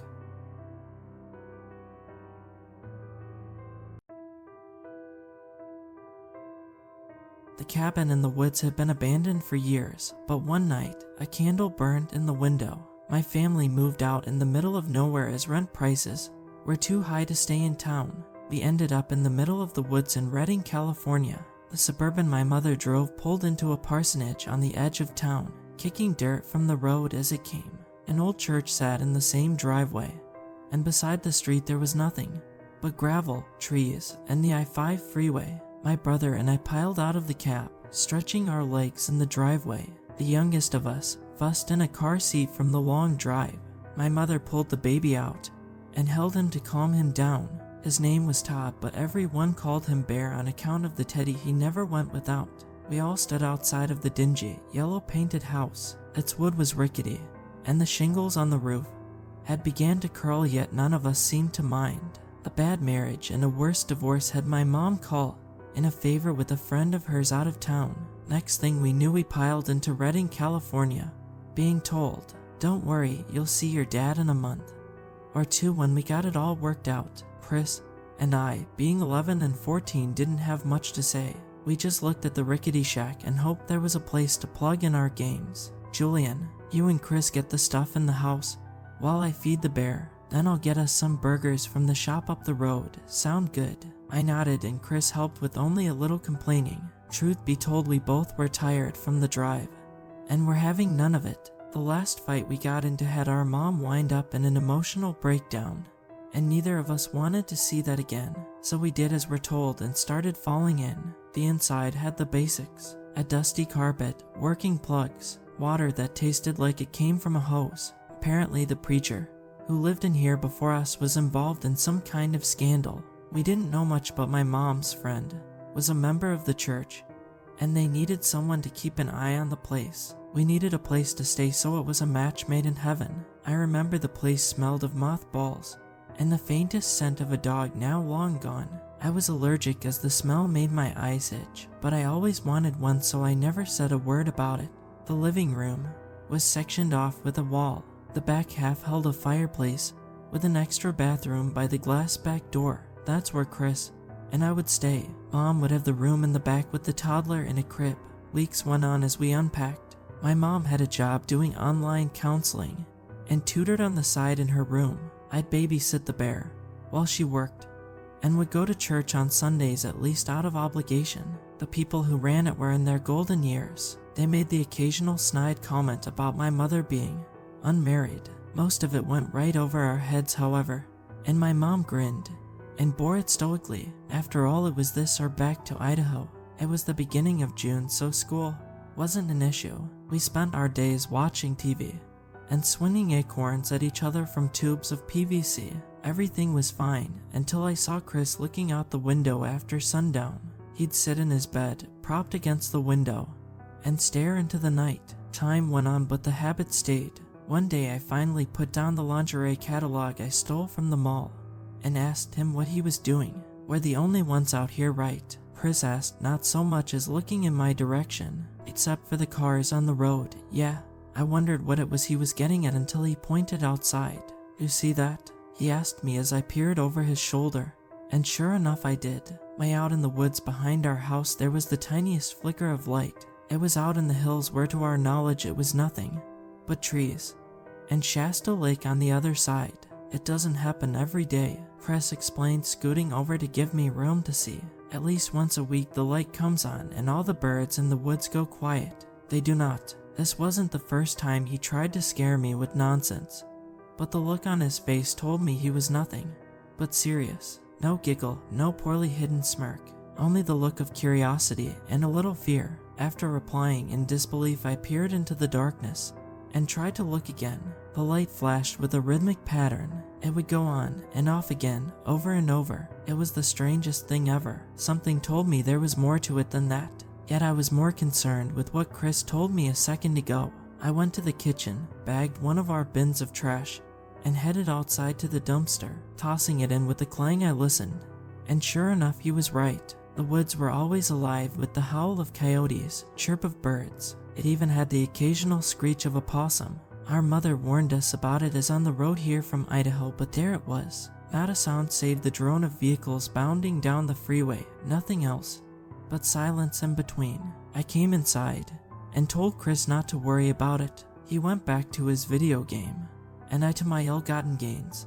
But the women in lace weren't as fun to stare at. Something bugged me about the flicker. 3 flickers, 3 long strips of black and 3 again, over and over in their pattern. I tried to keep it out of my mind, but the feeling of something wrong stayed with me even as I went to sleep.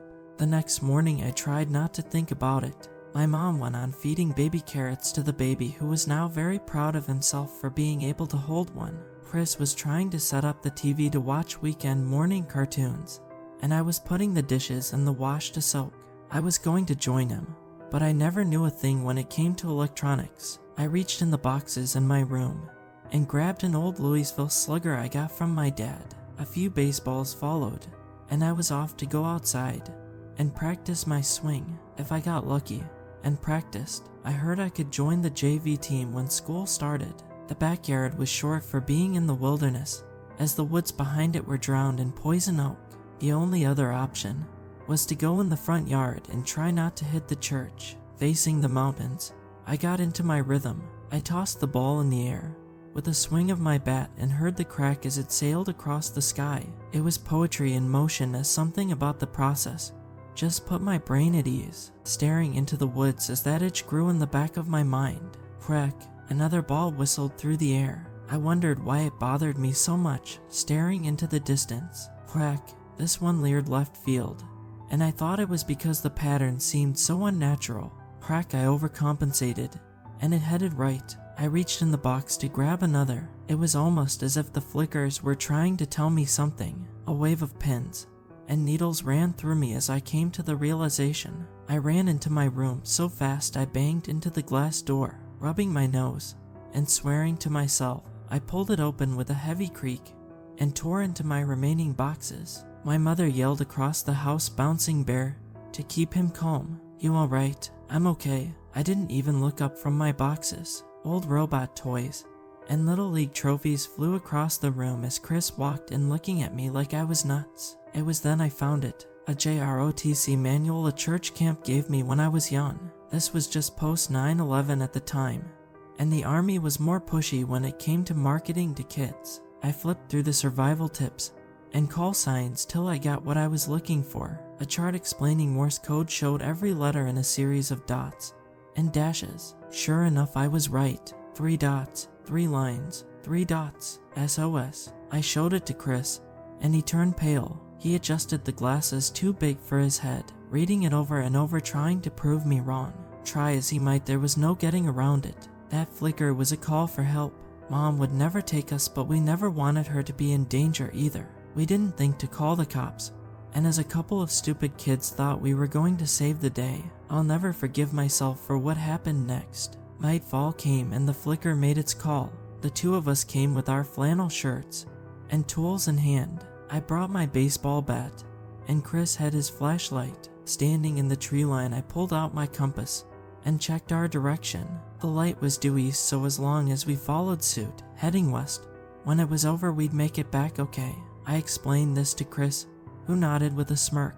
As long as we don't end up coyote food. We giggled at his joke and off we went, eager for adventure. I remember the trees were different in the night sky. They weren't the white aspen trees we were used to seeing in the cold, but the twisted red of manzanita, gnarled branches of reaching oak hung above, and I couldn't help but feel like the woods were closing their hands around us. Chris was brave beyond his years, and he marched forward with a grim determination. Truth be told, I was more scared than he was, yet that signal was a call for help, and we had to go and save them. We hiked along those trees for what felt like an hour. Chris shone his light at my compass, and working together we stayed in the right direction. Roots from the trees made us stumble, yet no one really got hurt then except a few scrapes and a bruise along my shin. We stopped to marvel at the lack of animal life and how loud the sound of our trek had been. Every crushed leaf and branch echoed in those woods as we climbed ever higher up the hills. When our legs tired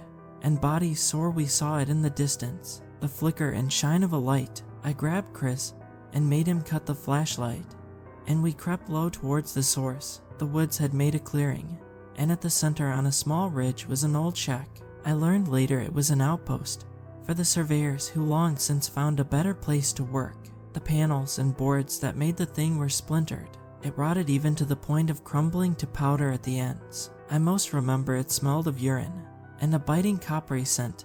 As we drew near, looking closer at it, we found what we came for. A candle lantern glowed in a filthy window, and a lone hand waved between them. Fear gripped us both, yet we swallowed it down and pressed on. The iron door handle glimmered like ink in the moonlight. Chris stood behind me while I held the door with my free hand gripping the bat. Swallowing hard, I turned the handle and rammed my shoulder in. The lantern glowed in the darkened hovel, and in its corner there was a girl. She couldn't have been much older than us at the time. Her scared in the dark with shoulder-length hair so blonde it was almost white, and freckles on a face in terror. She hid in the corner with her arms shielding her face as a pathetic cry escaped her. Her bare legs curled as she cowered in the corner wearing a one-piece bathing suit with a chain around her neck.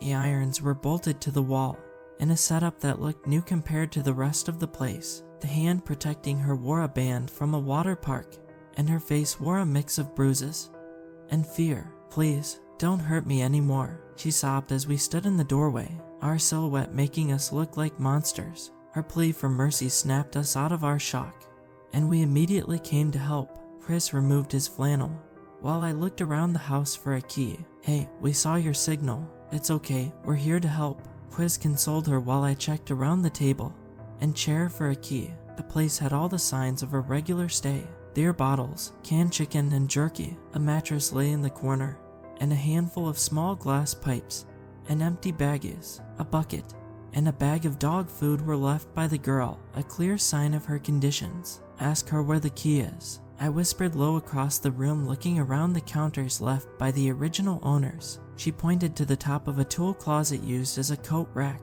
Sure enough, as I reached my hand above, I felt the cold metal keys in my grasp. I hopped down and we set her free. The rash and cuts around her neck must have burned, but she choked a sigh of relief.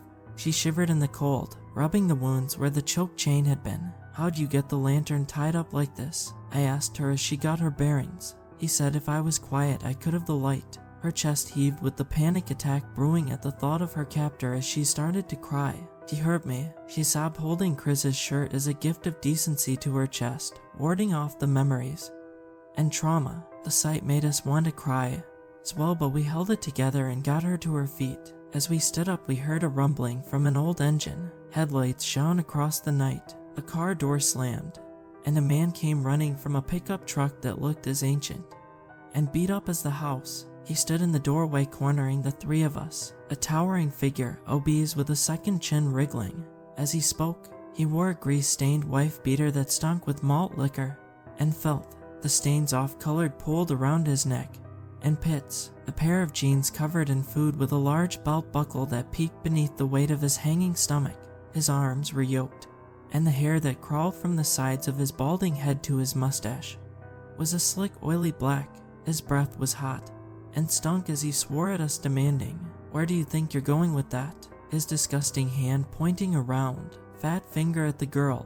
I couldn't say a word. I did the one thing that the synapse in my mind allowed, and I threw my baseball bat as hard as I could.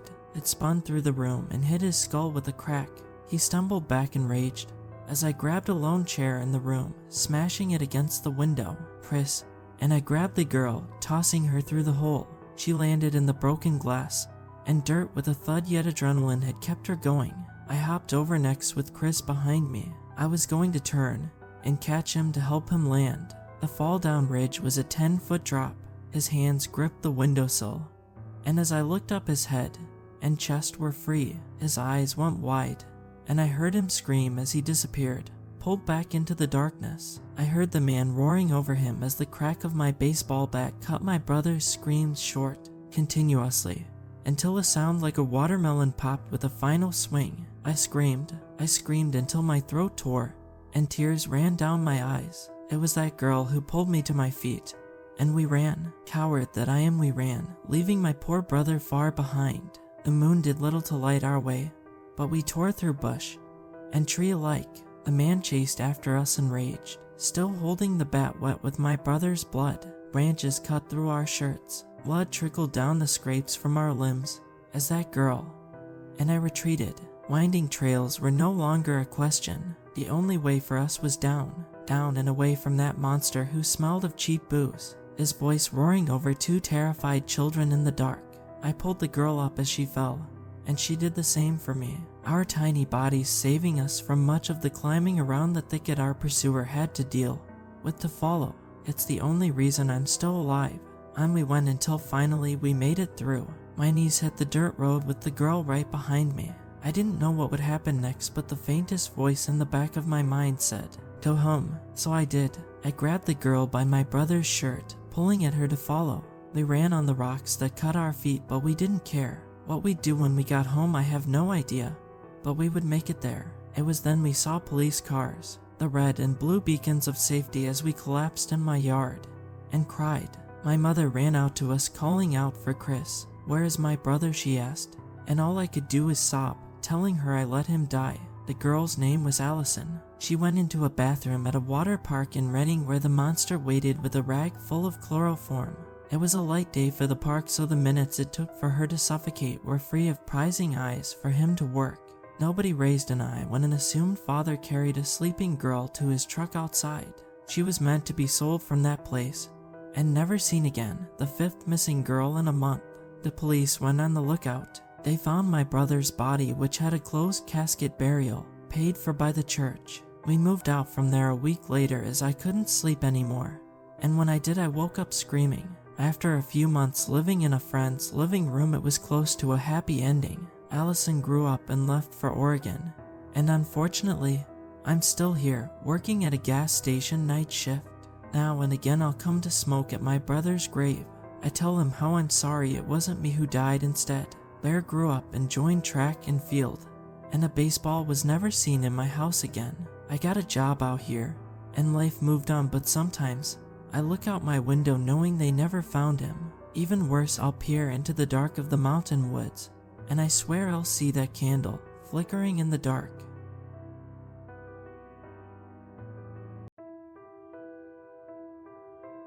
When you ride a commercial airplane, you and your fellow passengers temporarily become the most vulnerable people on Earth. You can't really move when you're sitting down, and you can't get up unless they allow it, even if it's to go to the bathroom. They control what water you can drink, and even the air you breathe. First graders have more liberty than airplane passengers. Prisoners have more autonomy. Airlines try to get you to ignore this fact with in-flight movies and complimentary peanuts, but your animal body knows the truth. It's what makes flying such a nightmare. Nevertheless, we sign up for this nightmare because the vast majority of flights take off and land smoothly. They say it's safer than driving a car, right? Well, I know what happens during those statistical anomalies, when the plane crashes or, even rarer, disappears. Before I tell my story, you should know that you will put yourself in danger just by reading it. There are people who don't want my story to get out, fat cats with fatter wallets, who have a lot to lose. They pay big bucks to keep this story out of mainstream news and off of social media, which is why I decided to come here. This place gives my story the plausible deniability of being fiction and lets me remain as anonymous as possible.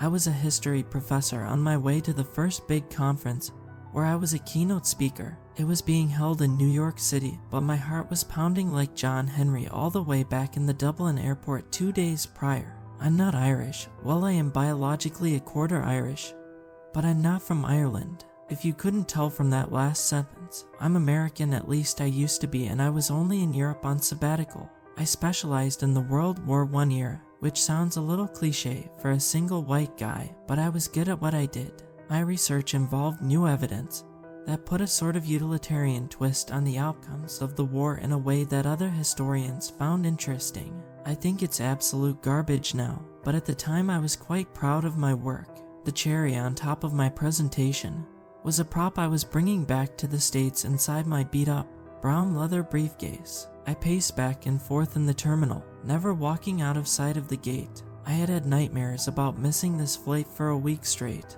and was determined to not let that happen. I even purchased priority seating to be the first one on the plane. Over the intercom, an English woman announced the arrival of my plane. I raced to the front of the gate, so eager to get to my seat it was like I believed it was on a first-come, first-served basis. The same woman called for anyone requiring special assistance to come be seated first. An old woman in a wheelchair raised a flabby arm, and one of the workers went over and wheeled her past me. I scowled at her as she rolled into the corridor connecting the terminal to the plane. She stuck her tongue out at me as she passed, which my over-anxious brain interpreted as, I don't actually need this wheelchair, I just wanted to get in before you. Old people think they can get away with anything, I thought to myself. I waited impatiently outside the gate for my seating group to be called, nervously tapping my feet like a puppy who just did a trick and expects a treat. Priority seating was called next, and I rushed down the tunnel before they even finished scanning my ticket. One thing I've neglected to mention is that my mom was traveling with me. She had come out a month after I had and kept the spare room company while I was on what she referred to as paid vacation. I paid for her ticket, of course, but decided that she didn't need priority seating. It was half an hour before she sat down next to me. "Thanks for making me wait out there by myself," she said with a huff as she sat down in the middle seat to my left. I had chosen the aisle seat for myself, which Mom was okay with given that I was a good 16 inches taller than her. "But you didn't need the priority seating," I explained. "Yeah, and you didn't either," she scoffed. "You know how worried I've been about this flight. I would have been dying out there in line with you. Besides," I lowered my voice, "you could have just asked for some assistance," I said, pointing at the old woman who had rolled in before me. Mom scowled. "Flying really does bring the worst out in you, doesn't it, Tim? Jesus, I thought that by now you would have grown out of it. At least you don't cry anymore." She raised a questioning eyebrow. "Right?" I was about to answer when a rotund, hairy gentleman with a noticeable lack of antiperspirant motion towards the window seat, indicating that it was his. We stood up and he waddled and squished his way past us. I mouthed the word sorry to Mom. She frowned and sat back down. The first half of the flight was just like every other flight I had been on. The captain made a joke before takeoff. The crew made sure all of our trays were put away. We went up in the air, and once we hit cruising altitude the seatbelt signs turned off, and the lights in the cabin dimmed to accommodate naps. Normal flight stuff. The first sign of problems ahead came from the stinky man in the window seat. He said something in a language I didn't understand, but based on his tone of voice I was able to loosely translate it as "holy hell." I leaned over to get a look out of the window, and saw it. About 50 feet from the wingtip was what at first looked like a weirdly shaped cloud. The lower part of its body was shaped like an upside-down teacup, or a hoop skirt. In the middle of the body was a long, spindly neck that connected the base to an ovular head. Like I said, at first it didn't look too concerning. It was white, and fluffy and almost, well, cute. The only concerning thing about it was that as we flew, While most of the clouds looked as though they were moving past us, this weird-looking cloud looked like it was coming toward us. "Oh my god, what the hell is that, Tim?" Mom asked me. "I don't know," I answered honestly, "but the way it's moving looks like it's probably a weather balloon or something getting dragged along by the air current." Unsure the pilots are aware of it. As if on cue, the plane jolted abruptly to one side, tossing our cups of $500 complimentary water to the floor. See, I chuckled nervously, trying to put my mother and my own mind at ease. The thing jumped forward again. Our whole row gave a startled jump. It was now floating above the wingtip. Whatever this thing was, there was no evading it. "Oh my god, Tim," Mom gasped and squeezed my arm. The thing was changing. It was becoming darker and more definite in its shape. Slowly it turned to gray, like a storm cloud, and then finally jet black. The lower part split into sections, which separated and began to writhe like floating tentacles. My mother was now screaming, "What do we do? Oh dear God, help us please, please." Not knowing what else to do, I called out, "Flight attendant, you need to see this." I looked around for the nearest flight attendant and found none. That's when I noticed the repeating thud coming from the front of the plane.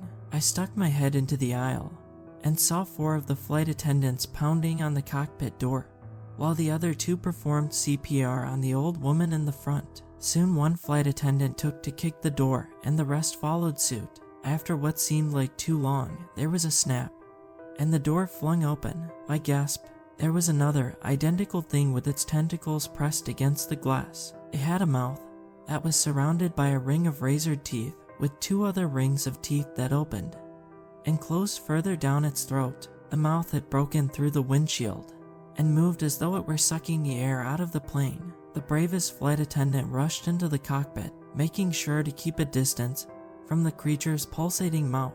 I couldn't hear what she said over the growing commotion coming from my fellow passengers, but I didn't have to. I could see it for myself. 2 empty seats. The pilots were gone. I may have only been a history professor with almost no knowledge of aviation, but I knew this was not good news. Somewhere, a woman shrieked, "What's going on up there?" Mom yelled more than asked. "The old woman is having a heart attack," I stuttered, hoping that she wouldn't know from my tone of voice that a flying squid monster had just eaten the pilots. I thought about my options for survival given the current state of affairs. I looked out the window to my left and realized that the thing had left, or maybe it was what had eaten the pilots. "Okay," I said to myself, "one monster isn't that bad. It isn't good, per se, but it isn't hopeless. We can probably figure out how to fight it off, at least long enough for the military to come blow it up. And it seems like the cockpit is still airtight because everyone can breathe just fine, and the oxygen masks haven't popped out. That's a thing, right? We can take this thing." But I was wrong, on many accounts. The plane flew through the surrounding clouds into an opening, and what I saw took away any faint hope of survival left in me. Surrounding the plane was a colony of cloud monsters, as far as I could see out the plane window. As the plane drew near, they all began to change from their harmless-looking cloud-like state to black, tentacled monsters. That was when I heard what sounded like the spray from an aerosol can from the front of the plane. I turned towards the cockpit and saw why the monster in front had been careful to keep the cockpit airtight. A gray mist came billowing out from its mouth into the cabin. No air leak meant no masks. I began fumbling with the 4-digit lock on my briefcase, which, thanks to my paranoia, was sitting in my lap. This, I thought to myself, will be the first time when being a World War I historian really pays off. The lock on my briefcase clicked, and I tossed it open to reveal the World War I replica gas mask inside. "Let's see if these things suck as much as I've read about," I said, before slipping it onto my face, and not a moment too soon. The gray mist had spread throughout the cabin, and passengers were starting to act strange. They were taking off their seatbelts and mingling like it was a singles mixer. Then we took the first hit. If I hadn't known better, I would have said that a bomb exploded on my right. Instantly, people and bags went flying. I landed hard on my side before another hit sent me into the ceiling as I struggled to keep my mask on. The terrible sound of cutting metal made the hairs on my arms stand up. They were biting through the sides of the plane. People began walking dreamily towards the mouth holes, where they were readily devoured by the grabby mouths. I screamed when I watched a man's head get bitten off. Blood splattered against my mask.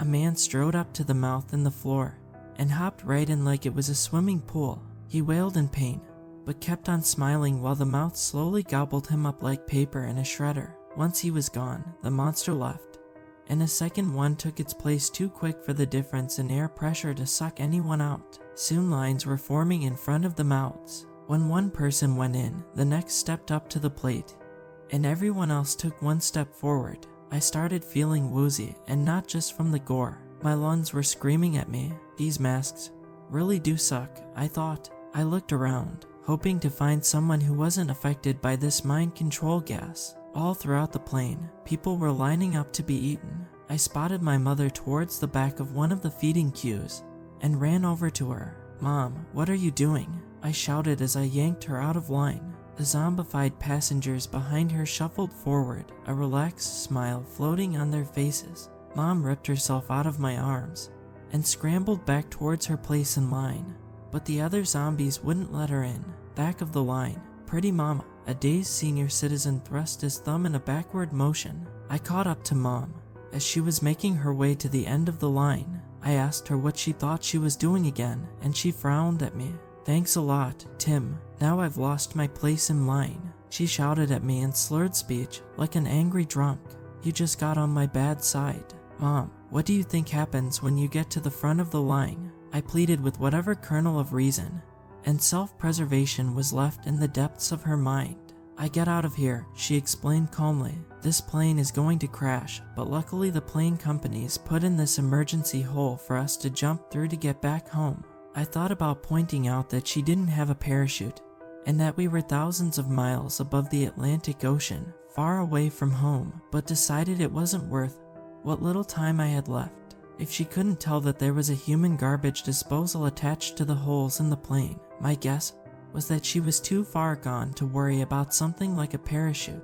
"It's a trap, Mom," I screamed through my World War I mask as loud as I could. "There are monsters on the other side of those holes. You can't jump through them." When I said this, everyone in line suddenly turned towards me. A new sort of fear entered my chest as I noticed the look of malice on each of their faces. "How dare you say something like that?" One man yelled. "You're being irresponsible, and you're going to get us all killed," shouted a woman. "I say we do something with him," another man said menacingly. He and two other men stepped forward out of line with their arms outstretched towards my neck, opening and closing their fists like crabs coming to pinch my windpipe shut. I backed up between two rows of seats and scanned the area for something I could use to protect myself.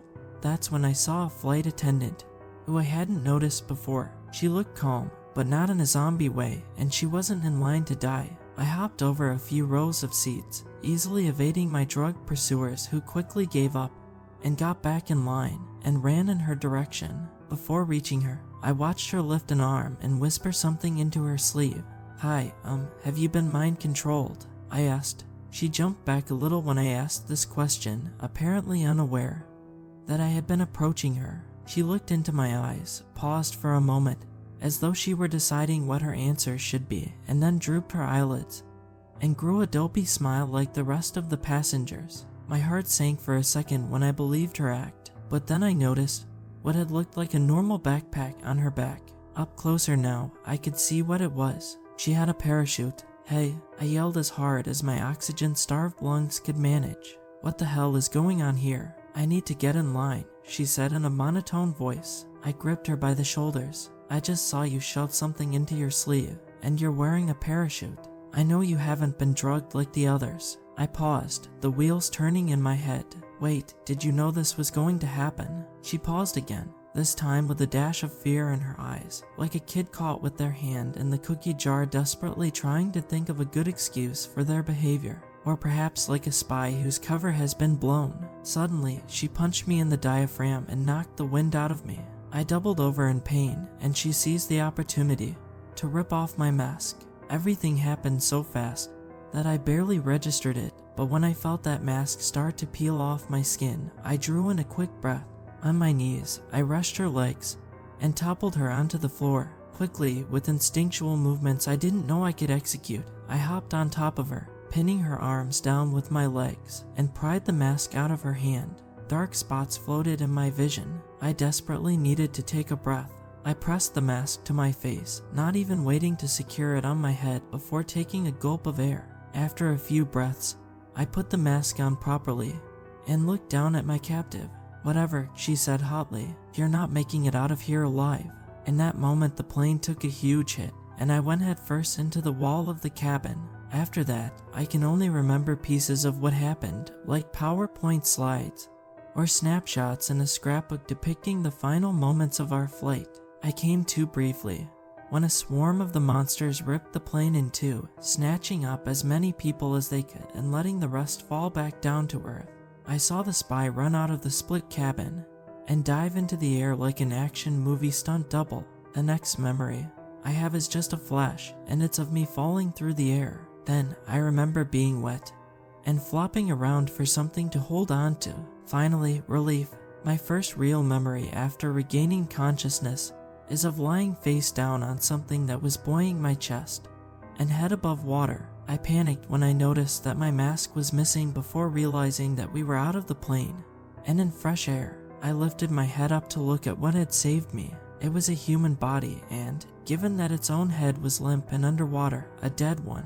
I shoved it away in disgust, and it went bobbing and floating towards the partially submerged wreckage that had been our plane. Without even thinking, I scanned the surroundings in high alert. It is interesting how much your body acts on instinct when its life is at stake. I saw that an unmarked tandem rotor helicopter, like the kind the military used to transport people, had landed in the water next to the plane. It was far enough away that I couldn't make out the faces of the people inside, but I know I saw a person in flight crew attire climb in.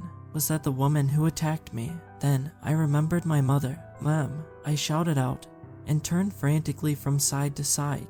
I saw floating luggage and pieces of bodies, but no Mom. While I searched, an orange raft pulled up next to me. I turned and a man in an orange life vest offered me his hand. "Have you guys found any older women alive?" I asked hopefully. He shook his head. "Unfortunately, we haven't found anyone still breathing except you. I know this is hard to hear, but, well, chances are you're one of maybe 2 or 3 who made it out alive." He let his words linger. I thought about my mom, how she had wanted so desperately to hop inside that monster's mouth. It hurt to think about her being gone, but I knew that the rescuer was right. She probably hadn't even made it back down to earth. "Are you hurt, son?" he asked. "I don't know," I answered, accepting his help into the boat. "I think I hit my head before we fell." His next question shocked me and instantly put me on the defensive. "Do you remember what happened on the plane?" he asked in an authoritative tone, almost like he was a police officer and I was a suspect. It could have just been a genuine question, or a way to check if I had suffered any brain damage, but I decided to play it safe. "No," I said, feigning confusion. Then I decided to test the waters, if you will. All I remember is getting in line for something. The man glanced at his partner, who was brandishing what looked like a pistol. He shook his head a little, and the man looked back at me. "Well, you probably suffered some sort of brain contusion that's got you a bit confused," he said. His partner noticed I was eyeing the pistol in his hand, and quickly added, "Just a flare gun. They fire it off when we need more help, if there are too many people in one area, and whatnot." I nodded like I understood. They offered me a bottle of water and ibuprofen, and promised to get me to a hospital where they would examine the extent of my brain damage. As we rode around looking for survivors, I felt something heavy in my breast pocket. It was my phone. I couldn't believe it. The pocket was buttoned shut, and somehow it had managed to stay that way despite everything. I checked it out and found that not only was it still functioning, but that it also had 1 bar of service. I chuckled. Would you look at that, I thought. For some reason it seemed so ironic that, after everything, my phone had come out without so much as a scratch. It would prove to be a godsend. Eventually, I was loaded into the helicopter along with what I learned were the only 2 other survivors, a Spanish woman who held the lifeless body of a toddler in her lap and wailed inconsolably, and the spy. The hardest part about the whole accident was having to look that fake flight attendant in the face and converse with her as if I didn't remember what she had done. Before we took off, the co-pilot turned around to look at me. "I hear you hit your head pretty hard in the plane," he said in a way that sounded more like a question. He was testing me. I'm not sure what happened exactly. All I know is my head hurts like hell, and I can't remember anything after we boarded.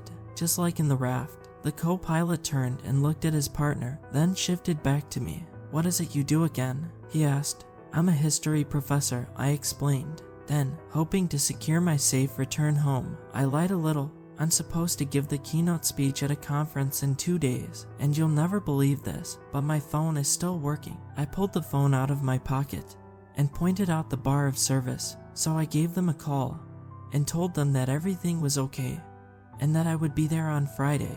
I chuckled, pretending that I had only said this to point out the irony of my situation. The men looked at each other and the pilot nodded. Well, good for you, he said, starting the helicopter's engine as he did.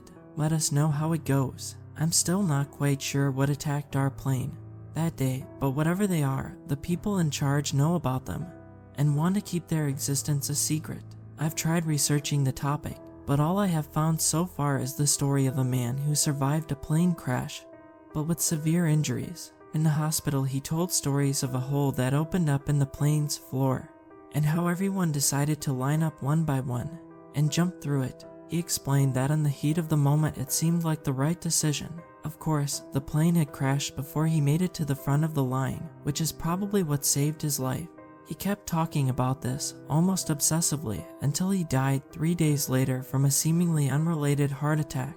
Why lie and cover up the existence of these creatures? Maybe they are aliens who struck a deal with the world leaders, or maybe they are ancient inhabitants of Earth who require human sacrifices in exchange for relative peace. Maybe the cover-up is just to keep people buying plane tickets. What I do know is that the United States military has to be aware of these things, and continues to do nothing about them except feed them more humans. And that makes me think that, whoever they are strong enough to give the biggest war machine on Earth a run for its money. Thinking about it makes me shudder. Giant beasts, stronger than the military, hiding amongst the clouds. What happens when they decide to come down and pay us a visit? There is a reason why, even with military-grade technology and a million different safety checks, planes still go down and even go missing. People need to know that these things are out there, and that by flying they put themselves at their mercy. If they are unlucky enough to be attacked, there isn't anyone on Earth who can save them. Since coming back home, I have noticed people following me. Sometimes they are big men who trail me through the city in trench coats. Sometimes they are beautiful women who I keep running into and are suspiciously interested in me and my plane crash story. I'm leaving this here in the hopes that at least one of you takes me seriously and does something about it. Now, if you'll excuse me, I have to go. There was just a knock at my door, and I have a sinking feeling that I know who's there.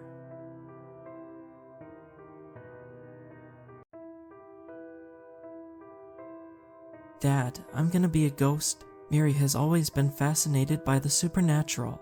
It's been one of those ever-present interests that have persisted over the years, sometimes to a troublesome level. But this was different. She'd sat me down at the kitchen table and told me this like it was some sort of revelation. This was her telling me something serious and fundamental about herself.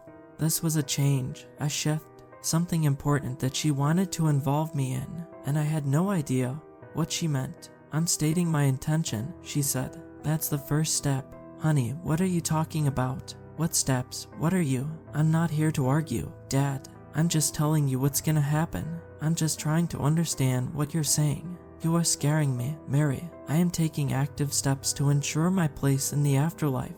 It is no different than when Mom took me to church. I'm following my beliefs. I'm gonna be a ghost, a spirit, and the first step is to state my intention. I don't know what to say, I sighed. I just want you to be happy. Please, I'm trying to understand. You don't need to do anything. This isn't about you. I know, honey, I've said what I need to say, Dad.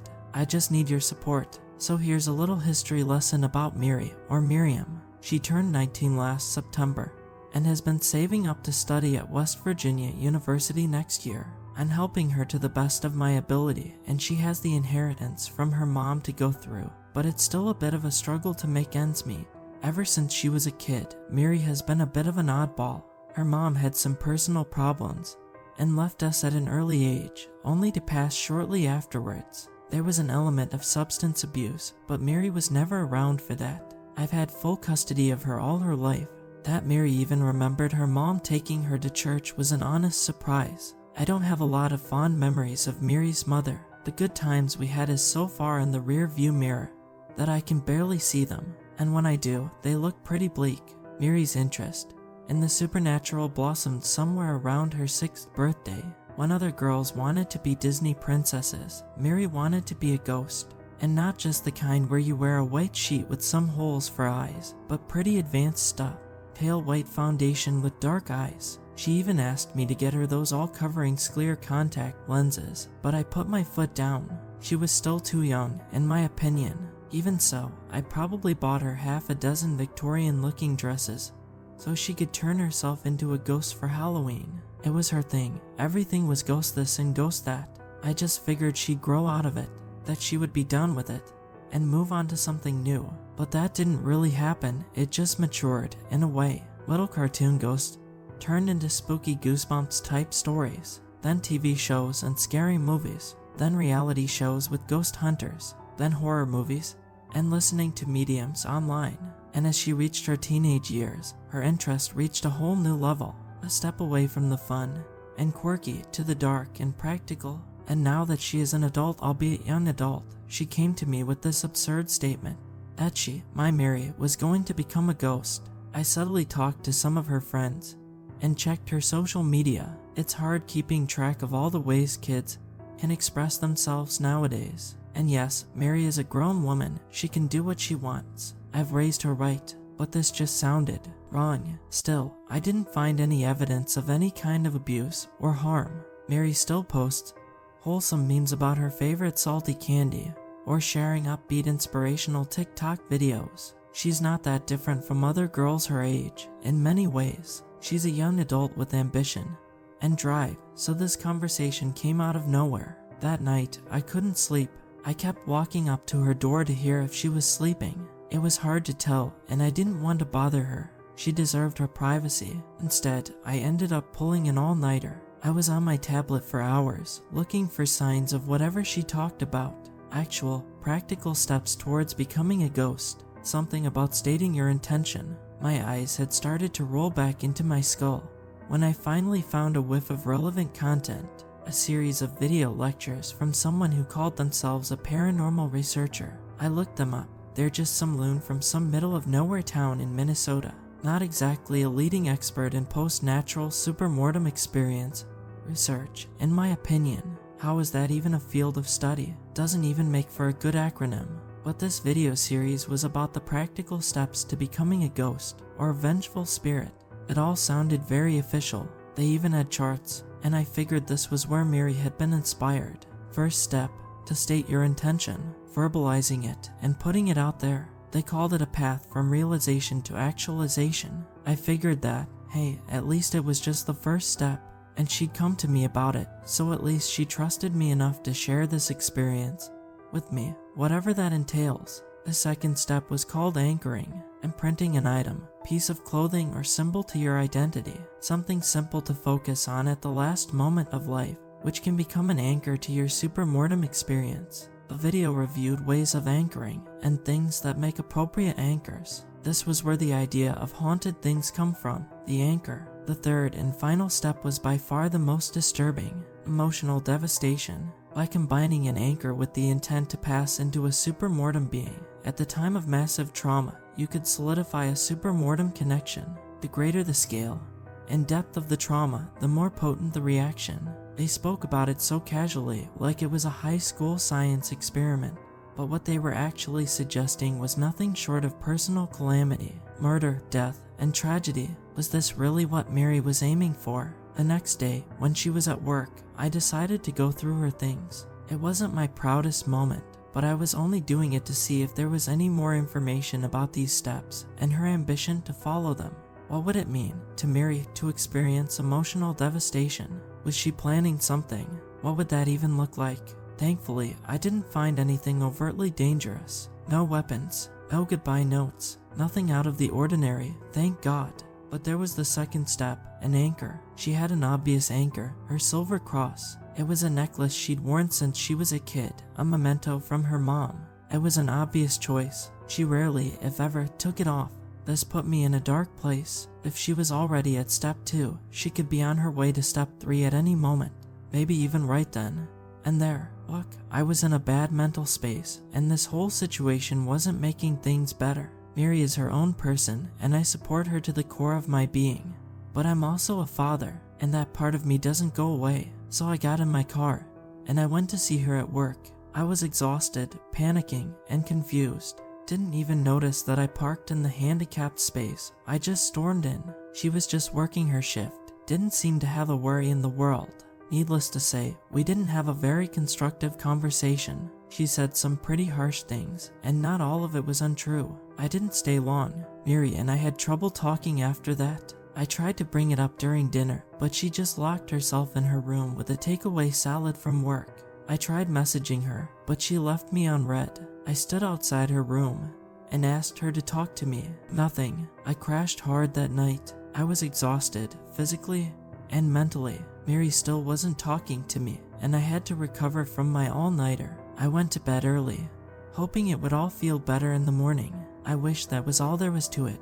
A couple of bad days. But no, there was more. I woke up in the middle of the night. A single sliver of light peeked in through the bedroom door, poking me in the eye. I turned to face the door, only to see Mary standing in the doorway. She just stood there, still in her work clothes. One hand on the doorknob, one hand holding something. Mary wasn't looking at me. She had this odd blank stare, like she was looking straight through me. Her mouth hung open, slack-jawed. She was panting, as if she'd been running. I looked at her. She looked back.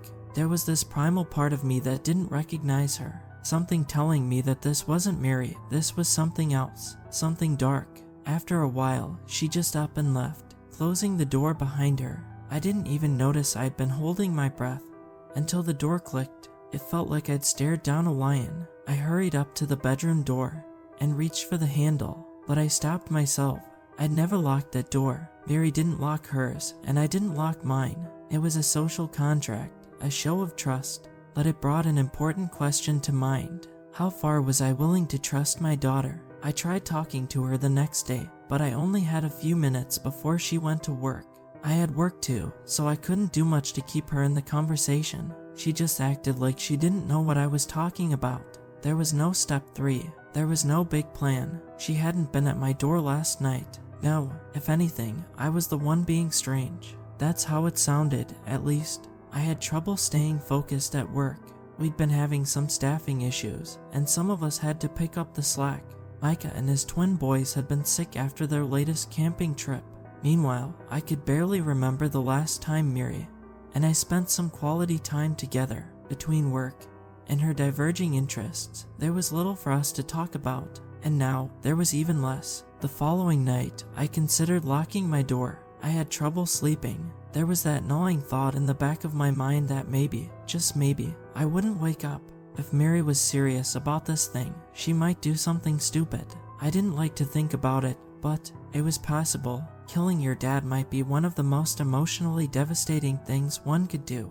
If she really believed in these steps, this study, then there was no telling what she might do. But somewhere around midnight, I drifted off to sleep, and just like the previous night, it didn't last very long. I woke up by that stray light hitting my eyes again. I peeked out from the covers, only to see Mary's silhouette against the hallway light. This time, she was holding a knife. Mary, I yawned. Mary, what are you? Shut up, she growled. Honey, I'm just... Shut the hell up. She'd never spoken to me like that. Her hands were trembling, knees bent, like she was ready to pounce. I found myself looking for something to shield myself with, but there was nothing. Maybe I could push her down with a pillow, or wrap her in a bedsheet. She took a step forward, but stopped herself. I reacted instinctively, and shot out of bed, pressing myself against the wall. Mary just smiled. Her breathing was forced and rattled. Just shut the hell up. Let me do this, she continued. I want to do this. Honey, you have to talk to me. For a moment, she looked up at me. You're right, she said. Not tonight. And then she left. I followed her into the hallway, calling for her to stop this. That we should talk about this, that she was sick, and that I wanted to help her. I just let every word I could find fall out of my mouth like a verbal waterfall, stumbling over my own thoughts along the way. In response, she plunged the kitchen knife straight into the wall, inadvertently cutting the cable to one of the hallway lights. I just stopped and watched her go back into her bedroom. Then, she locked her door. I sat with my phone for hours, contemplating what to do, who to call, and what to say. I wanted Mary to get help, not jail time. I didn't know what to do. I looked at all kinds of sites relating to mental breakdowns and illness, but I couldn't find anything in particular. I kept coming back to this one thought: how far would I go to protect my daughter? I decided I'd do what little I could.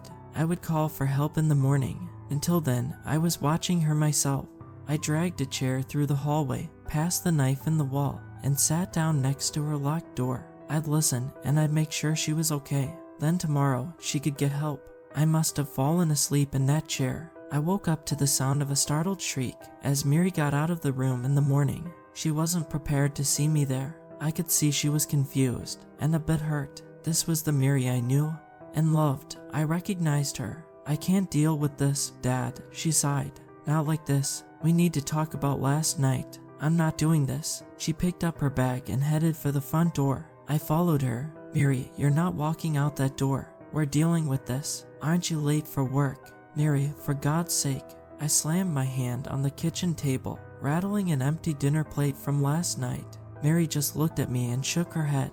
"I'm staying with a friend tonight," she said. "Sort yourself out." Mary, she was out the door, but I followed her down the driveway. She got in her car, locked the door, and ignored me. I pounded on the window, called out to her, and pleaded. She just backed out and left me there. I didn't even have my shoes on. I took a sick day, trying to find someone to call for help, trying to make sense of the symptoms, but I was hitting dead ends.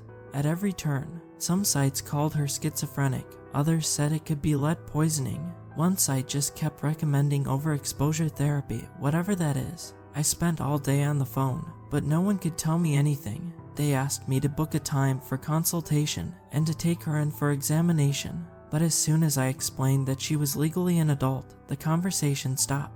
It seemed that my options were to either call the police or get her to come voluntarily. Neither was a feasible option. I couldn't lose her. I tried calling Mary all day, but there was no response. She'd either blocked me or turned off her phone. She wasn't online on her socials, and she wasn't checking her email. I considered going to her job to talk to her directly, but I'd already tried that once. Going back there might get me barred forever. I tried to convince myself it was something temporary or a misunderstanding. I really tried, but the mental image of her standing there with a shaking knife and her hand had been burned into my mind. The greater the scale and depth of the trauma, the more potent the reaction. I watched the video over and over. Step 3. I fell asleep looking at my tablet that night, and for the final time, it didn't last long. I woke up again, but not to a strand of light touching my eyes. I woke up to the sound of thumping feet sprinting down the hall, heading straight for my bedroom. I wasn't prepared in the slightest. I thought Mary was staying with her friend. Instead, she burst through the door, knife in hand. She didn't even stop to breathe. She came straight at me. I rolled out of bed and tossed my covers at her. She just laughed, and not her signature Mary laugh, but something off. A cackling, hysterical laughter. It pulled at a cold nerve along my spine as my pulse raced. She was going to kill me. Step 3. As she untangled herself, I hurried into the hallway. I could hear Mary panting behind me, trying to catch up. She was so excited. Manic joy. I threw myself into the bathroom, slamming the door behind me and turning the lock. I could hear her rush past the door, not even stopping to check. She had a plan. I didn't skip a beat. I scrambled for something to defend myself with. Not to hurt her, but maybe hold her down or keep her off. Tie her down, or wrap her in a towel, anything. But I didn't get to think for long before I heard a thump at the bathroom window. I barely had the time to turn my head before she threw herself at it, breaking the glass with reckless abandon, throwing shards all over the floor, and falling haphazardly into the empty bathtub. I backed away, feeling a piece of glass digging into my big toe. Mary struggled to get up. She was still laughing. I backed out into the hallway, hearing the crunching noise of crackling glass as Mary got out of the bathtub. I shut the door and held it back, trying to give myself some time to talk to her. She threw herself at the door, slamming her head into it over and over. "Mary," I called out. "Mary, what the hell are you doing?" Her laugh grew from maniacal to this deeply unsettling heaving. I could hear the thumping of her head reaching higher and higher. Seconds later, she was just making this awful droning noise, exhaling loudly against the door. The thumping stopped. "I'm calling the police. Mary, we need to deal with." The door was torn right off its hinges as Mary ripped it out of the frame. She looked about 3 feet taller, and her one arm had taken on a strange shape, like it had an extra joint. And her face, that wasn't her face anymore. I stumbled backwards. I felt a part of me grow cold as I realized I had a knife lodged deep into my left shoulder. Mary's long arm had shot out like a scorpion stinger. It was such a shock that my legs just gave out. My body wasn't responding anymore. My heart had enough. I sank to the floor as she loomed over me. This wasn't my Mary. This was something else, and it was doing something to her just as much as it was to me. I was panicking, not knowing how to save either of us. That dark, sinking feeling where you realize just how fast you're running out of options. "I'ma be a ghost, Daddy," the thing grinned. "I'ma be a ghost." My mind took me down an unsuspecting road, akin to your life flashing before your eyes. A realization dawned on me. There had been someone else in my life that had followed the 3 steps to become a spirit, maybe inadvertently. Mary's mother had said one last thing to me the day she lost custody. She had leaned forward, spat on my shoes, and growled, "I'll haunt your damn nightmares." She'd said so many horrible things to me over the years, I hadn't really thought about it.